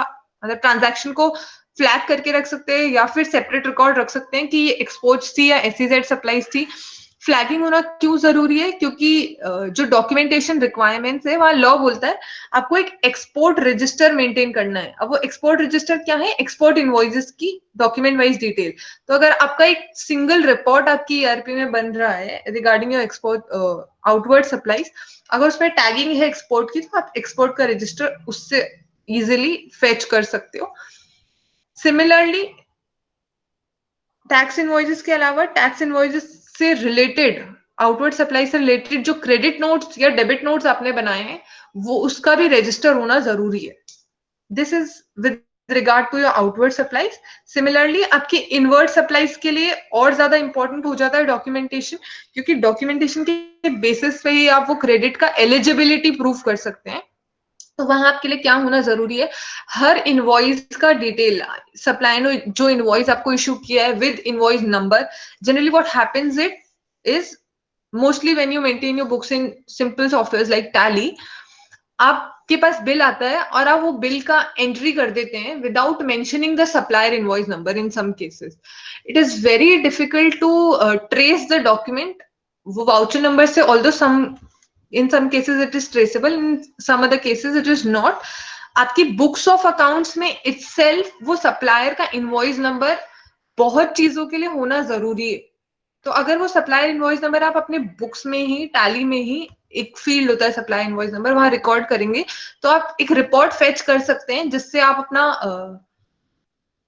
जिसको आप अपना इनवर्ड रजिस्टर बोल सकते हैं, जहां पे सप्लायर का इनवॉइस नंबर, उसने जो इनवॉइस जिस डेट पे इशू किया, क्योंकि हो सकता है आप उसको कुछ दिनों बाद अपने बुक्स में रिकॉर्ड कर रहे हैं, so voucher date and the document date में differ.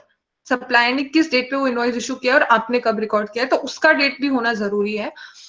Similarly the taxes, the amount of taxes, the taxable value, what happens, थोड़े दिन पहले मैंने इन one of your cases I saw a document जहां पे वेंडर ने टैक्सेबल वैल्यू लिखा और फिर लिखा टोटल अमाउंट इंक्लूडिंग टैक्स।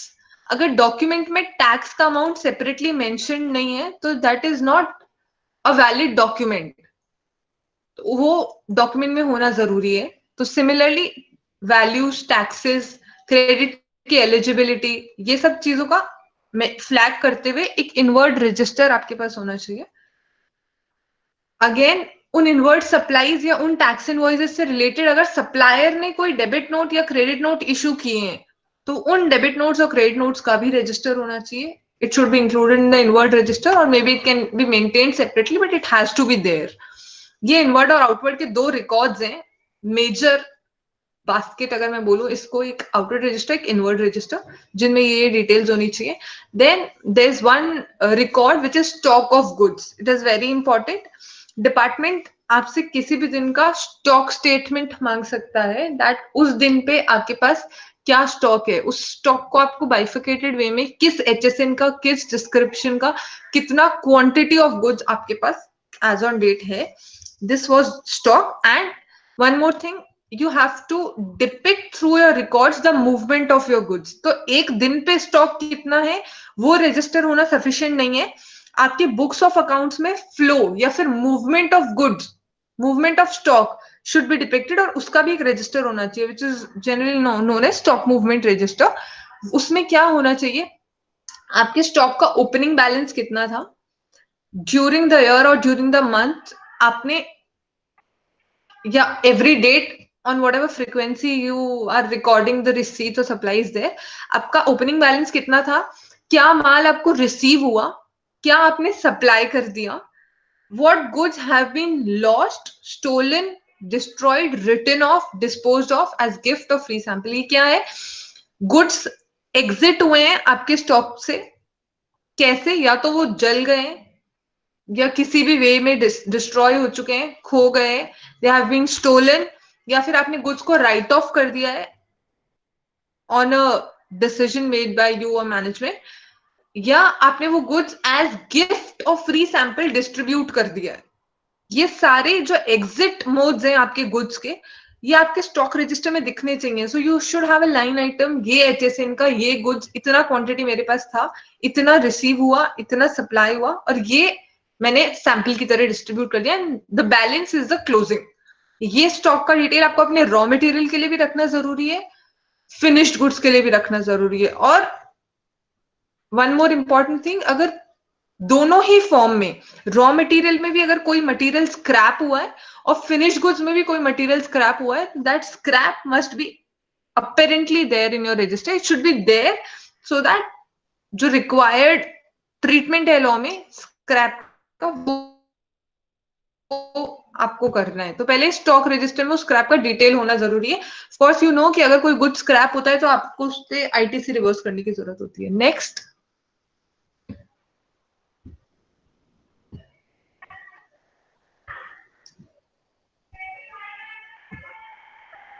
ये रिकॉर्ड्स क्या मेंटेन करने हैं वो बात हमने कर ली, उनके बारे में क्या चीजें ध्यान रखनी है। रिकॉर्ड्स डिजिटली साइंड होने चाहिए अगर वो इलेक्ट्रॉनिक फॉर्म में आपको मेंटेन करने हैं।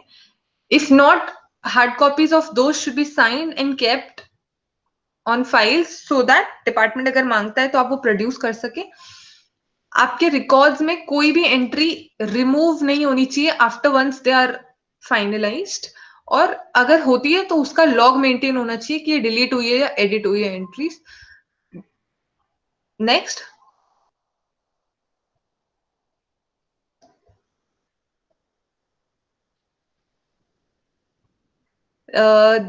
ये बुक्स ऑफ अकाउंट्स या रिकॉर्ड्स की जो हम बात कर रहे हैं, ये कहाँ रखना जरूरी है, ये एक बहुत इंपॉर्टेंट क्वेश्चन है which is bothering you people also, when or in cases of entities which are having multi state presence. तो अगर आपका बहुत सारी स्टेट्स में एंटिटी ऑपरेट कर रहा है तो may be you have a centralised department of accounts and finance, और आपके जो लोग हैं जो डॉक्यूमेंटेशन को लेके अवेयर है या कॉन्शियस है, वो एक एचओ जैसी किसी जगह पे बैठते हैं, और दूसरी स्टेट्स पे इतना बड़ा अकाउंट्स टीम नहीं बैठता है। देन यू आस्क कि वो बुक्स ऑफ अकाउंट्स हमें कहाँ रखने चाहिए उस स्टेट में भी, और अगर उस स्टेट में एक जगह जगह आपकी बिजनेस प्लेस है तो भी।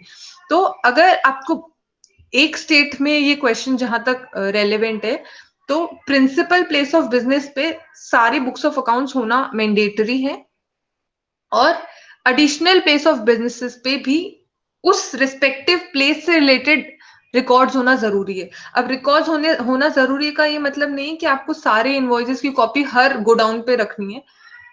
एक्सेसिबल होने चाहिए आपके रिकॉर्ड्स, कि अगर कोई चाहे उस बिजनेस प्लेस पे कि आप अपने रिकॉर्ड्स हमें दिखा दीजिए, तो और वो सिस्टम में है अगर, तो वो सिस्टम वहां से एक्सेस हो सकता है। That is also sufficient maintenance of records at that place of business. State wise record maintenance हमें, क्योंकि जीएसटी में जीएसटी रजिस्ट्रेशन स्टेट वाइज होते हैं, तो हमें जरूरी है ये ध्यान रखना कि हमारे सारे transactions whether it is outward और इनवर्ड सेपरेटली आइडेंटिफिएबल है to which state they relate to. इसलिए हमने यहाँ लिखा है कि ट्रायल बैलेंस हमारे पास हर स्टेट का अलग होना चाहिए, क्योंकि कुछ ऐसी ट्रांजैक्शंस जो for the entity as a whole हो रही हैं, और अगर वो एक ही तरीके से रिकॉर्डेड है, तो eight the time of assessments it will be difficult, और नॉट असेसमेंट्स, रिटर्न फाइलिंग या एनुअल रिटर्न्स ऑडिट के टाइम पे वो ट्रांजैक्शन कहाँ रिपोर्ट होना चाहिए, किस रिकॉर्ड का पार्ट फॉर्म करना चाहिए, वो भी एक डिफिकल्टी हो जाती है। तो हर ट्रांजैक्शन का जो एलिमेंट जिस स्टेट से रिलेटेड है वो वहीं मेंटेन होना सजेस्टेड है। Next, in respect of outward inward we have talked about, क्योंकि वो सप्लाईज की बात थी। एक जो दूसरी डॉक्यूमेंट रिक्वायरमेंट है वो ये है कि आप सप्लाई नहीं कर रहे हैं गुड्स आउटवर्ड या inward and pay, but you are undertaking movement of goods.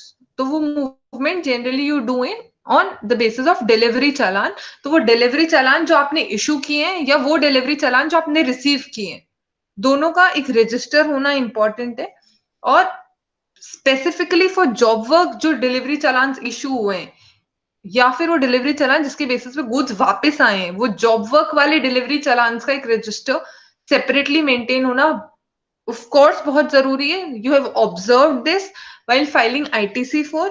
आईटीसी4 में आपको रिपोर्ट करना होता है आपने जॉब वर्क के लिए क्या भेजा और जॉब वर्कर से क्या वापस आया। दोनों की डॉक्यूमेंट डिटेल्स एक रजिस्टर में अगर आपकी ईआरपी में अवेलेबल होंगी, it will be easier for you to furnish that return also and maintain a statutory record also. Next, ये सब बात मैं साथ ही में रिकॉर्ड्स के करती हुई आई हूँ कि आपको ईआरपी से डॉक्यूमेंट रिक्वायरमेंट्स को कैसे अलाइन करना है। आप टैक्स इनवॉइस अपने सिस्टम से इशू करते हैं, almost all of you, so वो system should be equipped to give you a report which is known as outward register, जिसमें टैक्स इनवॉइसेस की, उसके डेबिट नोट क्रेडिट नोट्स की डॉक्यूमेंट लेवल पे डिटेल आती है। वो रजिस्टर को आपको एक बार कॉन्शियसली रिव्यू करना है कि उसमें सारे फील्ड्स ऑफ इंफॉर्मेशन है अवेलेबल या नहीं है, जीएसटी है या नहीं है, रेसिपिएंट का एड्रेस है या नहीं है, place of supply one more important field, very important field, वो है या नहीं है आउटवर्ड सप्लाई के रिलेशन में। क्योंकि आप अपना मतलब आप अपने इनवॉइस के रिस्पेक्ट में पीओएस डिसाइड करते हैं, तो आप उसको इनवॉइस में भी पंच करते हैं, तो वो आपकी रिपोर्ट में भी आना चाहिए। One suggested field of information can be e way bill. तो आपके आउटवर्ड में जितने भी ट्रांजैक्शंस गुड्स के रिस्पेक्ट में है, आप एक चीज क्या कर सकते हैं कि अगर आपने गुड्स का कोई आउटवर्ड सप्लाई किया है and movement has been undertaken of course, तो वो मूवमेंट के लिए ईवेबल भी जेनरेट हुआ होगा। तो if you can do so, आपके सिस्टम में ये इनपुट आप दे सकते हैं कि उस इनवॉइस के लिए ये ईवेबल इशू हुआ है, और जब आप रिपोर्ट निकालें तो उस इनवॉइस के रिस्पेक्ट में ईवेबल भी उस रिपोर्ट में आ जाए। तो it will be very helpful for you to reconcile the data of outward supplies with the e way bills generated by you. क्यों? क्योंकि आप आज नहीं करेंगे तो टैक्स अथॉरिटीज करेंगी, कि वो आप because they have it handy, उनके पास ईवे बिल का रिपोर्ट है जो कि उनके एक सॉफ्टवेयर पे है, और उनके पास आपके टैक्स इनवॉइसेस का भी रिपोर्ट है जो कि आपने GSTR1 में खुद दिया है। उसके लिए उनके लिए उसको मैच करना कोई टास्क नहीं है, उनका सिस्टम खुद वो करके उन्हें एक रेड फ्लैग रिपोर्ट देता है कि आपने इनवॉइस तो इशू किए हैं इतने करोड़ के लेट से, बट ईवे बिल उसके 50% ही आपके बने हैं, और मे बी वाइस वर्सा। सो आपको वो रिकंसिलिएशन खुद बनाने के लिए क्या जरूरत है कि आपके जो ये रिपोर्ट है, जो आउटवर्ड का रिपोर्ट है, जो आपको बता रहा है कि आपने कब कब गुड्स का आउटवर्ड सप्लाई किया, उस रिपोर्ट में ही अगर आपको ये पता हो कि उन हर गुड्स के ट्रांजैक्शन के लिए ये ईवे बिल इशू हुआ है, अगर आपको वो पता होगा तो जहां पे भी वो फील्ड ब्लैंक होगा, it will be a red flag to you yourself, बिना डिपार्टमेंट के बताए कि इसके लिए ईवे बिल क्यों नहीं बना, तो that will help you. Next, inward records. ERP में इनवर्ड रिकॉर्ड्स के लिए आप क्या ध्यान में रख सकते हैं? ये थोड़ा ज्यादा जरूरी है, और जो अभी भी कुछ बेसिक सॉफ्टवेयर में केटर्ड नहीं है, maybe you people are not actually entering the inputs. जैसा मैंने अभी थोड़ी देर पहले भी बोला, सप्लायर का document number, document date record कीजिए। टैली से लेजर एक्सट्रैक्ट करने से अगर आप वो उसको बोलते हैं कि वो इनवर्ड रजिस्टर है, तो आप उस रजिस्टर में यही नहीं मेंटेन कर रहे हैं कि आप क्रेडिट किस इनवॉइस नंबर पे ले रहे हैं, तो it is not a proper inward register and it is not a proper documentation also. अगर सामने वाला आपसे इनवर्ड रजिस्टर, टैक्स अथॉरिटी जब आपकी ऑडिट करेंगी वो आपसे इनवर्ड रजिस्टर जरूर मांगेंगी, because they have to verify the eligibility कि आपने इतना क्रेडिट लिया किस बेसिस पे। तो आपके पास वो इनवॉइस नंबर तो एटलीस्ट होना चाहिए कि आपने इस पे क्रेडिट लिया है। One important thing which we have observed in multi state entities is, आप जैसा कि आपके ERPs या आपके किसी भी अकाउंटिंग सॉफ्टवेयर में आपका वेंडर का एक अकाउंट एक बार के लिए क्रिएटेड होता है and then you select it when you record an inward supply from that vendor. वो वेंडर्स का डिटेल जो है ना, that is very important. So थोड़ा टाइम पहले भी in one of our presentations we have told you कि अभी एक प्रोविजन आया है ब्लॉकिंग ऑफ क्रेडिट लेजर, जहां पे अगर आपका वेंडर ऑपरेटिव नहीं है किसी बिजनेस प्लेस से, तो अथॉरिटीज के पास पावर है कि वो आपकी क्रेडिट को ब्लॉक कर दें। तो इसके लिए आपको क्या करने की जरूरत है? From point of view of documentation aspect, आपको हर वेंडर का डिटेल के साथ अवेयरनेस होना जरूरी है। तो आप क्या कीजिए, आप जब भी किसी वेंडर से कोई इनवर्ड सप्लाई लेते हैं, you ensure you get their details, you get them filled a vendor form and ask to mention their complete name, their maybe trade name, their GSTIN, their place of business। उस vendor form में उनका address mention करवाइए उनसे। कुछ vendors होते हैं जो अपना एड्रेस प्रॉपरली अपने इनवॉइस पे नहीं लिख के स्टेट नेम या सिटी नेम लिख के दे देते हैं। City name is not an address, वो प्रॉपर एड्रेस आपको पता होना चाहिए कि वो कहाँ से आपको सप्लाई कर रहा है। That is a important documentation aspect. तो वो एड्रेस अगर आप अपने वेंडर मास्टर में लिखेंगे और फिर जब आप उसको सेलेक्ट करेंगे तो वो आपके रिपोर्ट में भी आना चाहिए कि वेंडर का एड्रेस ये है जिससे उसने आपको इनवॉइस इशू किया है, उसका GST मेंशन होना जरूरी है। One more important thing is, सामने वाला अपने डॉक्यूमेंट पे POS प्लेस ऑफ सप्लाई लिख रहा है, वो प्लेस ऑफ सप्लाई आपका स्टेट है, and you will further discuss it in inward supply का टॉपिक। देन उसका description and everything. So inward में आपको काफी फील्ड्स ऑफ इंफॉर्मेशन है जो आपकी रिपोर्ट में होना जरूरी है। So you should be cautious. Tally के वाउचर रिपोर्ट से इनवर्ड रजिस्टर नहीं बनता, डॉक्यूमेंट में ये सारा जो फील्ड ऑफ इंफॉर्मेशन है वो आपके इनवर्ड रजिस्टर में अवेलेबल होना चाहिए। इससे आपको भी एक चेक रहता है कि जो इनवॉइस आपने क्रेडिट लिया है वो in all respects eligible credit है क्या। क्योंकि आप अगर रिकॉर्ड्स में HSN लिख के रखेंगे तो it will be easier for you to see, जैसा यश सर ने बताया कि 9954 के इनवॉइसेस का क्रेडिट आपने ले रखा है क्या। जैसे ही HSN का फील्ड होगा इनवर्ड रजिस्टर में, it will be very easy for you to see अच्छा 9954 क्यों आ रहा है। अगर आ रहा है तो वो वर्क्स कॉन्ट्रैक्ट है, हमने आउटवर्ड पे कोई वर्क्स कॉन्ट्रैक्ट दिया है कि जिसके लिए हमने इसे यूज किया है, और अगर नहीं तो क्या वेंडर ने तो कहीं गलत HSN यूज नहीं किया, अदरवाइज हमारा क्रेडिट इनएलिजिबल हो जाएगा। तो वो HSN एक बहुत इंपॉर्टेंट फील्ड हो जाता है वहां पे। डिस्क्रिप्शन से आप ब्लॉक ट्रेड्स आइडेंटिफाई कर सकते हैं and so on and so forth. Again e way bill वाला field as in outward supplies, inward supplies में भी आप मेंशन कर सकते हैं। इफ यू पुट इनपुट आपके सिस्टम में, आप जब कोई भी इनवर्ड सप्लाई का डॉक्यूमेंट रिकॉर्ड कर रहे हैं तो आप ये भी कर सकते हैं कि इट इज मैंडेटरी कि यू और the user has to mention कि ये गुड्स किस ईवे बिल के साथ आया। अगर गुड्स की एंट्री हो रही है, they must be an e way bill. So उस ईवे बिल का इनपुट भी आप अगर सिस्टम में डालें और आपकी इनवर्ड रिपोर्ट के साथ वो आए, तो it will be easy for you to prove that you have received the goods, क्योंकि आप नहीं करेंगे तो अगेन उन लोग के पास पोर्टल पे डिटेल है कि लोगों ने आपके लिए ईवे बिल जनरेट किया है, तो आपने वो गुड्स रिकॉर्ड किया अपने सिस्टम में, और कितने ईवे बिल बने और कितने इनवर्ट सप्लाईज का आपने क्रेडिट लिया है, उसके लिए उनके लिए वो भी रिकंसाइल करना इजी होगा once they come to audit you and they ask कि आप अपना इनवर्ट रजिस्टर दीजिए, उसमें वो गुड्स के ट्रांजैक्शन देखेंगे, आपके ईवे बिल की रिपोर्ट को उससे कंपेयर करेंगे, और वो ऑफकोर्स क्रोर्स में आपको अमाउंट बोल देंगे कि इसके ईवे बिल नहीं है, you can not take credit. So you have to reconcile it to be prepared from the documentation point of view अपनी तरफ से. Don't wait for the department to come and make these reconciliations, क्योंकि उस वक्त आपके पास answer available नहीं होगा may be. Next,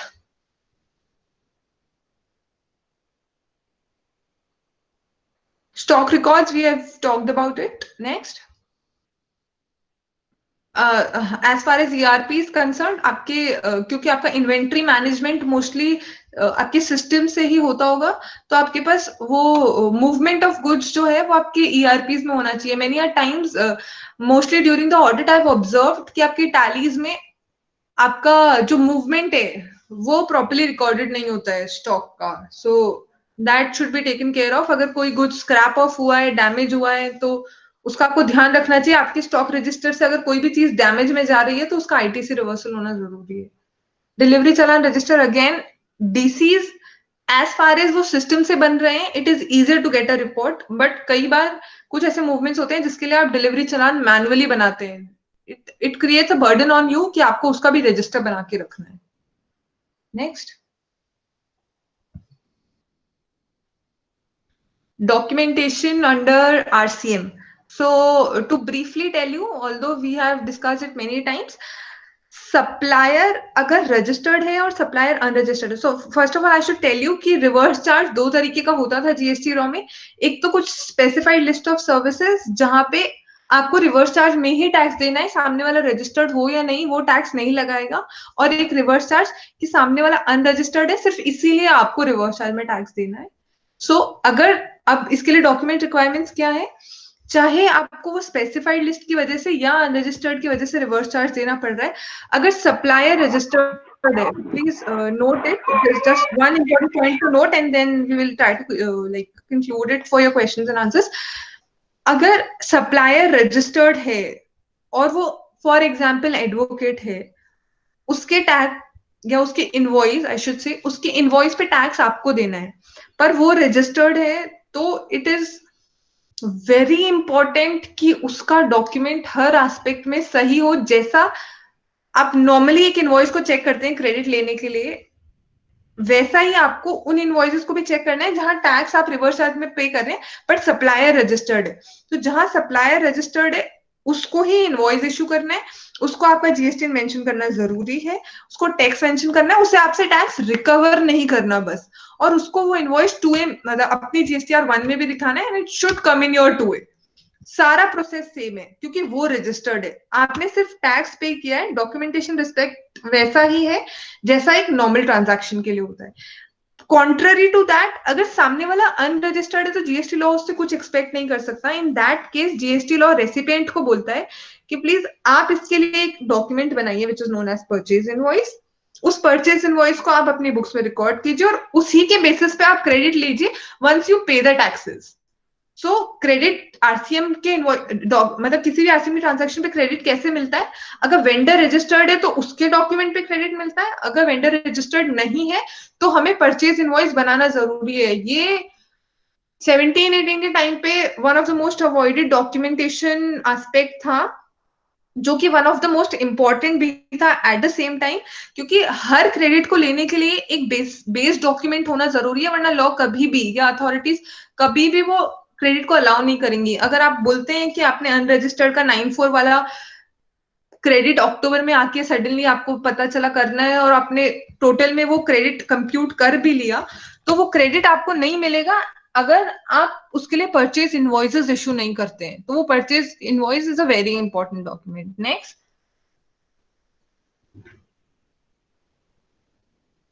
Yash sir, any remarks for the topic covered so far? Not really, but only one point I think to all the participants. I think what Shuchi has explained अगर हम इसको broader sense में देखें, then the concept in GST is that we have to take care of non-financial transactions also. In a sense to say that all those things which directly do not affect our books of accounts, like for example delivery challan, like for example purchase invoice, your reverse charge invoice, your in fact e-way bill related transactions, your job work चालान, ये सब वो चीजें हैं जिसकी हमारी books of accounts में कोई head of account asset liability income expense में कोई डायरेक्ट एंट्री है नहीं. But still, from the point of view of GST, these are very important documents which we cannot avoid.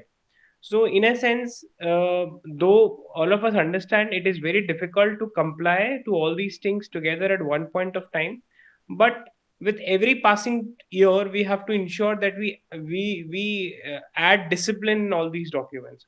For the simple reason now that department would understand कि outward और inward के document तो any which में सबके पास में होंगे क्योंकि उससे अकाउंटिंग करने की जरूरत होती है. But what they will try to focus upon is, okay, show us your details of delivery challan, and if you have a delivery challan outside your ERP, so how should we agree that this delivery challan which you had prepared outside the ERP is we can rely upon that delivery challan, और फिर उसको stock record के साथ link करना and then to say that it was manual because हमारा system allow नहीं करता था. It is going to create a challenge at some point of time, maybe not this year but in coming years to say. So I think in terms of records, what Shruti has explained, it is very important that all of us should focus on bringing a lot of automation in all these documents. हम जितना उस पर focus करेंगे, and we tell the management also that it is very important that we have all these documents automated, where we are not using Excel files, we are not making these documents and invoices manually. Till that time till that time it is going to be very difficult. But once we have them automated, it might involve cost, it might involve some implementation, but then only we can say that our things are going to be smooth in GST. So that is in respect of recall. I think Shuchi, in respect of ITC, we have covered a few things. Maybe you can take some important points. Yeah. Yes, we've covered the major things. Just one more point to highlight here, although I've said it. Next slide, Raja. There's a slide for mandatory requirements. Next. Yes, so just to highlight, आपको documents में there's some tax invoice में there are some 17 fields of information in a tax invoice, but आपको credit लेते वक्त very important it is to ensure that ये 5 fields of information आपकी invoice में जरूर है. मैं ये वापस यहाँ क्यों बोल रही हूँ, बिकॉज अभी जब आपका ऑडिट होगा, you people have verified your documents कि वो सही हैं और आपने क्रेडिट लिया है, बट क्योंकि 17 फील्ड का इंफॉर्मेशन हर सप्लाई इनवॉइस पे 17-18 में था, ये हो भी सकता है, नहीं भी हो सकता, बट आप जो भी डॉक्यूमेंट्स अथॉरिटीज आपसे मांग रही हैं, at least once when you are vetting them to provide before providing them, आप ये जरूर इंश्योर कर लीजिए कि ये although this relaxation came later, but ये 5 फील्ड ऑफ इंफॉर्मेशन का इंपॉर्टेंस या गवर्नमेंट ने शो किया है कि बहुत ज्यादा है, कि उस पर डिस्क्रिप्शन होना, टैक्स अमाउंट होना, टोटल वैल्यू होना, दोनों के जीएसटी होना, और इंटरस्टेट सप्लाई के केस में पीओएस होना is mandatory. So this should be vetted अगर आप अपने डॉक्यूमेंट्स अथॉरिटीज को दे रहे हैं, check when they asked during the audit proceedings. Next. I think this is a long discussed topic, so just to add documentation respect में, it is important कि आप 2A का मैचिंग करके रखें. वो कैसे करना है इसमें एक बहुत बड़ा डिस्कशन ऑलरेडी हम लोग आपसे करते रहते हैं. One important thing is matching करने के लिए आपके इनवर्ड रिकॉर्ड्स को प्रॉपर रखिए, जिससे आप रिकंसिलिएशन इजीली कर पाए. कि आपके पास इनवर्ड रजिस्टर होगा तो रिकंसिलिएशन करना will be a lot more easier. Next.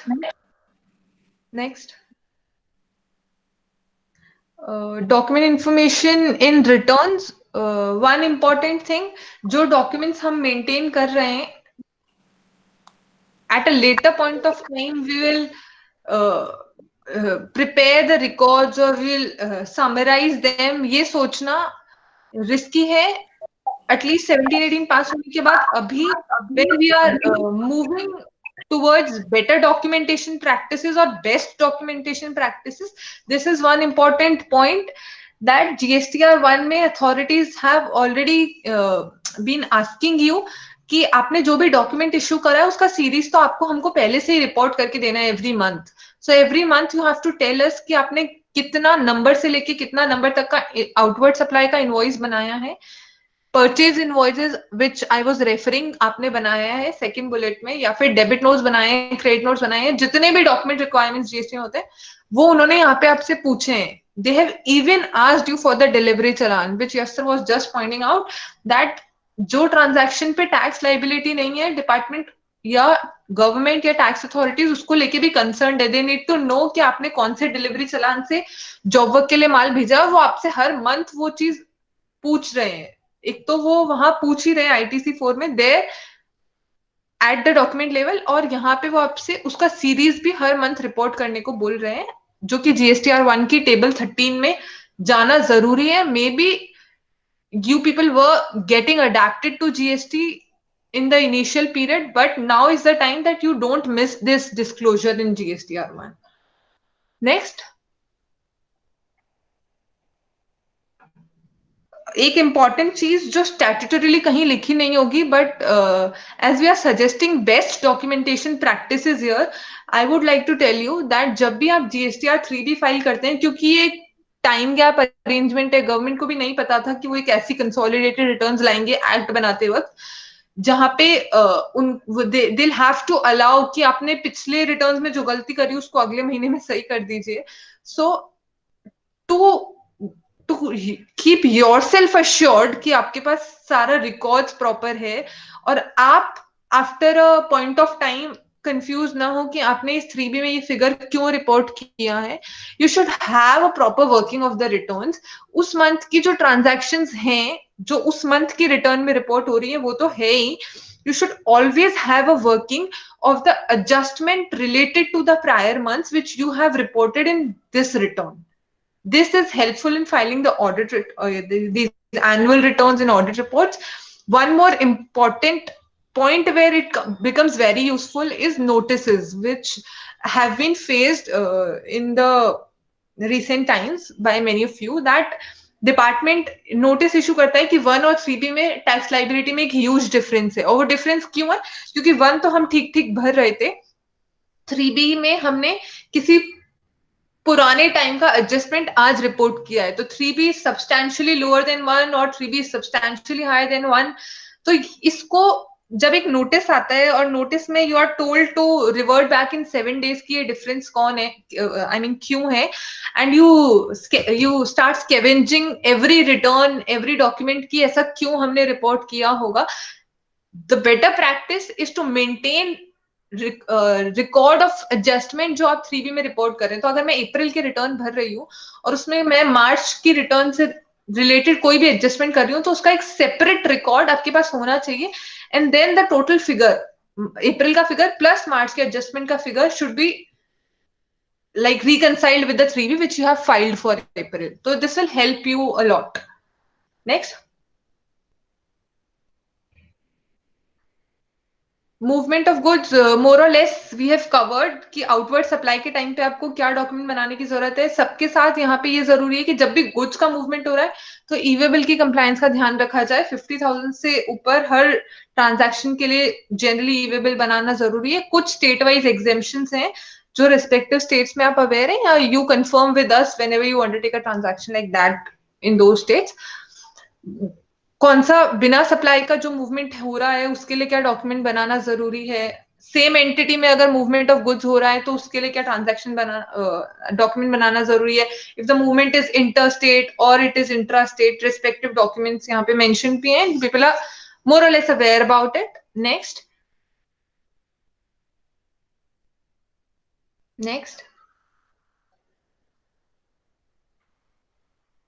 this I was referring. Next,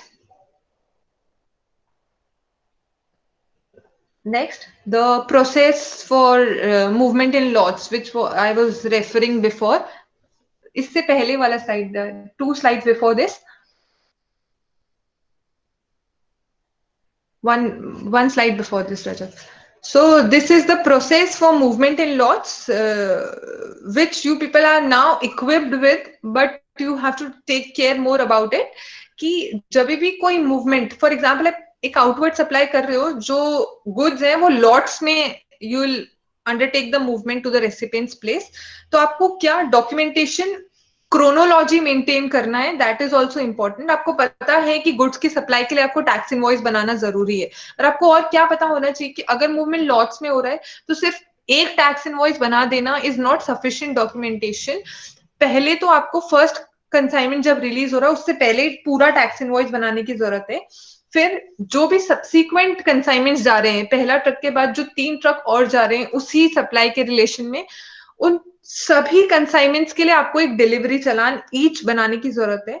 delivery चालान के साथ इनवॉइस की कॉपी और रेस्पेक्टिव ई-वे-बिल्स, और वो जो टैक्स इनवॉइस की ओरिजिनल कॉपी है वो लास्ट कंसाइनमेंट के साथ होनी चाहिए. ये प्रोसेस है मूवमेंट का जो लॉ ने बताया हुआ, और लॉट्स का मूवमेंट या सीकेडी कंडीशन में मूवमेंट, एसकेडी मूवमेंट ऐसे ही होना चाहिए. Next next department actions. During the discussion also we have considered कि डिपार्टमेंट का अप्रोच क्या होगा, whether when they are assessing on the basis of your returns or they are conducting audits at your place of business or their desk review. आपको ये ध्यान में रखना है कि डॉक्यूमेंट डिपार्टमेंट के लिए रेड फ्लैग्स क्या हो सकते हैं. वो रेड फ्लैग्स आप अपने लिए पहले से notice कीजिए and you work upon them. You people are working upon them. What is the additional suggestion we can make here is कि जब ऑडिट होगी तो डिपार्टमेंट का क्या प्रोसेस होगा, that they'll select of course select the auditee, and some of you have received the notices for audit. तो वो audit के लिए एक नोटिस देंगे जिसमें they will ask series of document and information from you. वो इतना दिन में आपको वो डॉक्यूमेंट उनको देना है, इंफॉर्मेशन देना है. फिर वो पहले अपने वहां पे डेस्क रिव्यू करेंगे उन डॉक्यूमेंट्स या इंफॉर्मेशन का, फिर वो एक ऑडिट प्लान बनाएंगे. वो ऑडिट वेरिफिकेशन आपके प्लेस ऑफ बिजनेस पे आके करेंगे इफ रिक्वायर्ड, और however you people agree. And then of course there'll be a report. वो ड्राफ्ट ऑडिट ऑब्जर्वेशंस आपको देंगे, आप उस पर रिप्लाई देंगे, फाइनल रिपोर्ट होगी, और अगर कुछ लाइबिलिटी होती है तो शो कॉज होगा.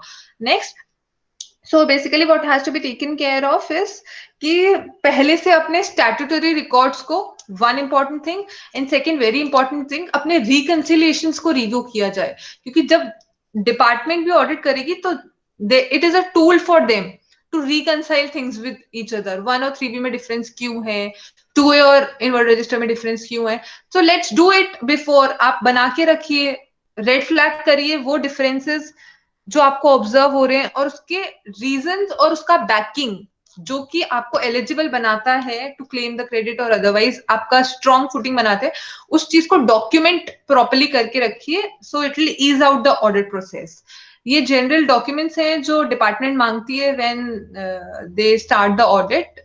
दे ask for reconciliations, they ask for the other auditors reports, 3CA 3CB along with 3CD, cost audit reports, internal audit reports, statutory reports, 26AS income tax का return, reconciliations with ITC2N etc etc. So ये सारा detail है. So you have to be cautious कि ये details आपको 17-18 के लिए मांगी जाएंगी if your audit has not been initiated yet. Next, ये जनरल डॉक्यूमेंट्स जो मैंने आपको बताया, बेसिक रिकॉर्ड्स है जो department, because they are statutory, of course department will ask for them. एक जो इंपॉर्टेंट पॉइंट है डॉक्यूमेंटेशन के रेस्पेक्ट में, जो ट्रांजैक्शन ट्रेल होती है, वो ट्रांजैक्शन ट्रेल भी आपको मेंटेन करना जरूरी है. For example you are a works contractor, तो आप जो काम करते हैं you get a work order for that. Okay, or if you're supplying something you get a PO for that. तो वो department can ask for those work orders और POs जिससे वो ट्रांजैक्शन इनिशिएट हुआ. आपने ही सप्लाई की तो आपके पास कोई PO आया होगा, उस PO में क्या लिख के दिया था कंसर्न रेसिपिएंट ने, व्हाट वाज द अग्रीमेंट की क्या आपको क्या प्रोवाइड करना है, फिर आपने बिलिंग क्या किया है.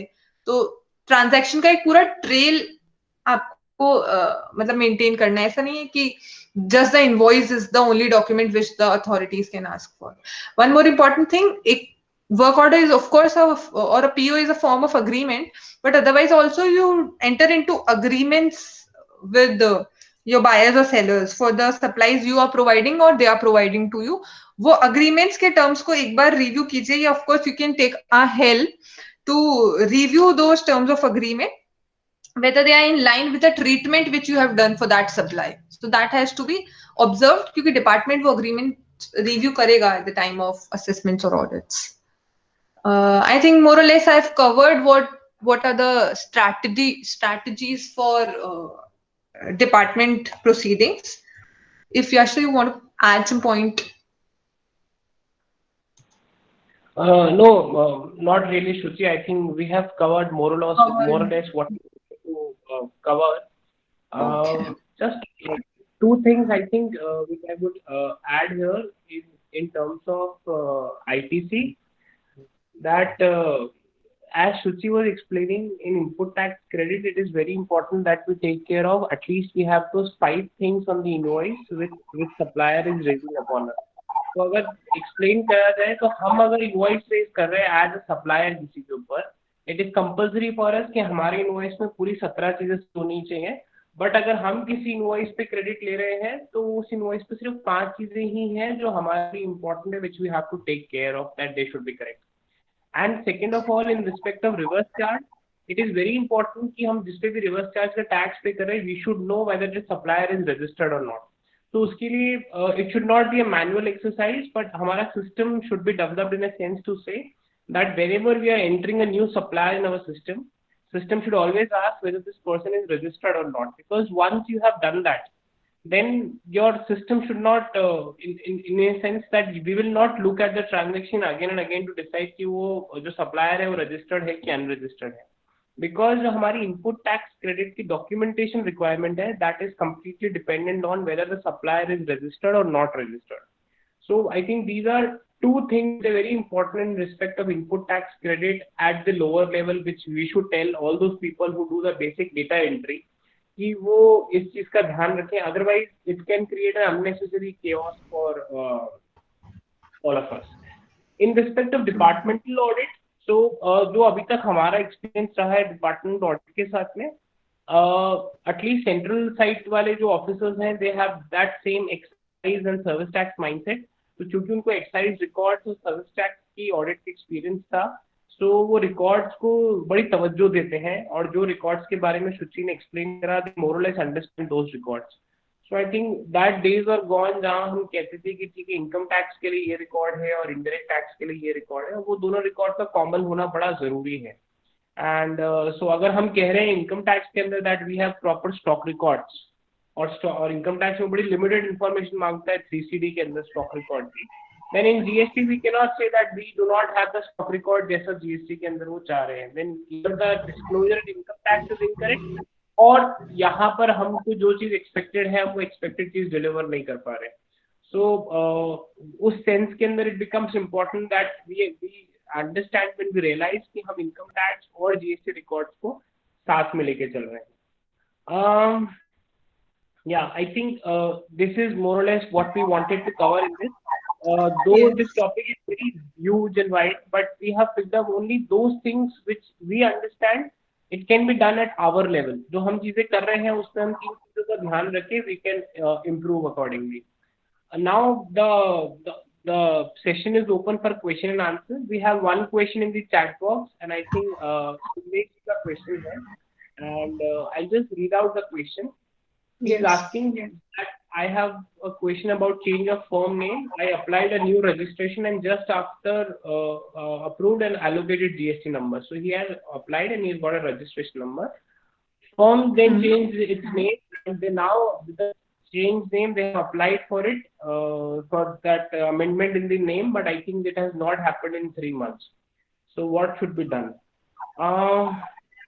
So practically speaking, I think this should have been done, and though there is no specific time limit मेरे हिसाब से rule के अंदर, though it clearly says that in how much time we have to intimate, it also says that in how much time the officer has to raise a question.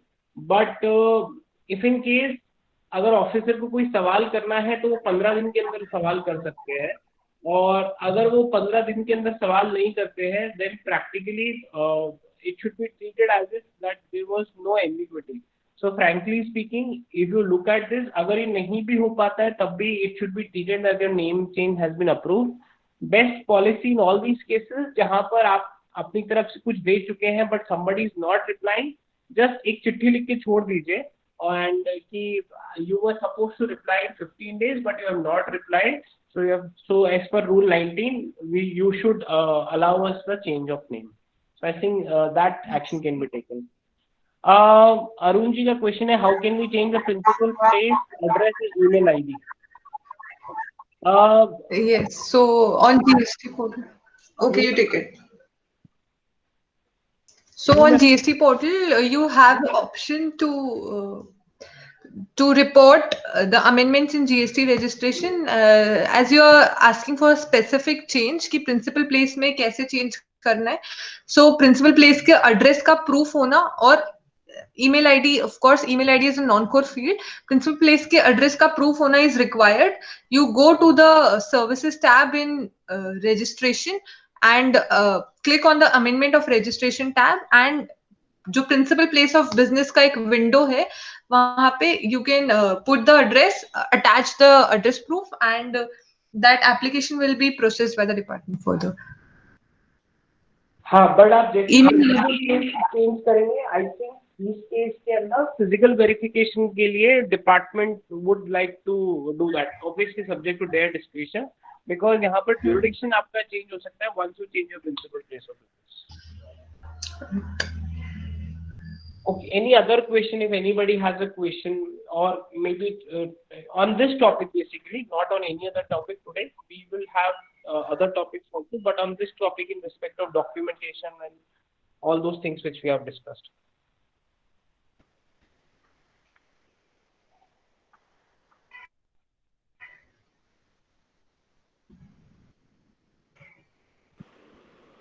Yes जी. Yes, Arun ji. अपना additional place जो है वो principal place होना है और principal place additional होना है. हाँ तो वो हो सकता है वैसे जैसा उन्होंने बोला कि आपको पहले एडिशनल प्लेस हटाना पड़ेगा फिर प्रिंसिपल प्लेस में जाके आपको एडिशनल प्लेस को डालना होगा और फिर उसके बाद एडिशनल प्लेस में प्रिंसिपल प्लेस वाला एड्रेस डालना. ऐसा ही वो एक ईमेल आईडी चेंज करना था उसमें भी ऐसा ही हो रहा है. वो जो एक छाजूराम की जो थी ना. जी जी सर. आई थिंक रोचक ईमेल आईडी कैसे चेंज होता है आई डोंट नो इसलिए. Am I audible? और यस. हाँ सर नॉन कोर फील्ड में जाके ऑथोराइज सिग्नेचरी में एडिट करके उसको ईमेल आईडी में चेंज करना पड़ेगा. फिर नए वाले ईमेल आईडी जो ओटीपी जाएगा तो we can use for that. वो ट्राई किया था लेकिन अभी तक वो एक्सेप्ट हुआ नहीं. एक कोई है हमारे सिस्टर कंसर्न है. Okay. Sir, you can send me the mail ID and the login credentials. I can change. Okay, we'll discuss. Yeah. Okay. Okay, Mayuri has a question. Shuchi, you may answer. Period of 15 days should be counted from date of rent agreement or there should be some certain relaxation available while adding additional place of business?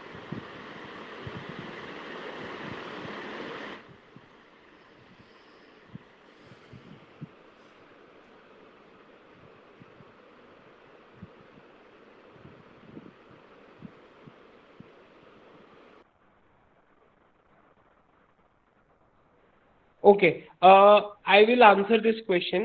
जो मयूरी ने question पूछा है सो Mayuri basically जो 15 दिन का time है that applies from when you take the possession frankly speaking. So possession का जो डेट है वो होगा रेंट अग्रीमेंट के अंदर. सो मे बी आप चाहे एक्चुअल पोजेशन बाद में ले लीजिए बट योर रेंट अग्रीमेंट से is a specific date then आपको 15 दिन वहां से काउंट करनी चाहिए. And if by chance you are taking a permission before that और आपकी कोई गुड्स है जो उस प्रीमाइसेस के अंदर है एंड रेंट अग्रीमेंट चाहे बाद में बन रहा हो देन इन दैट केस जिस दिन से आपने गुड्स वहाँ पे फर्स्ट टाइम स्टोर करे या let's say there is some human resource sitting there और we have some assets there so वहाँ से 15 दिन.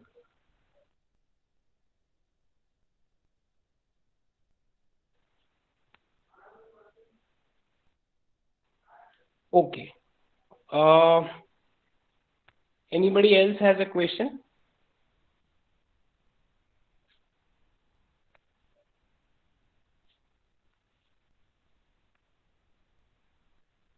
Okay, so I think that is it for today. Thank you so much, all of you, for taking out your time and attending this webinar. We hope that it was useful to you. Still, if you have any question, you can write to us, ya fir to me directly, or through any of the CRM which you have. And I hope that all the CRMs are working properly. If in case you face any issue, please let me know. And we'll come out with another session very soon.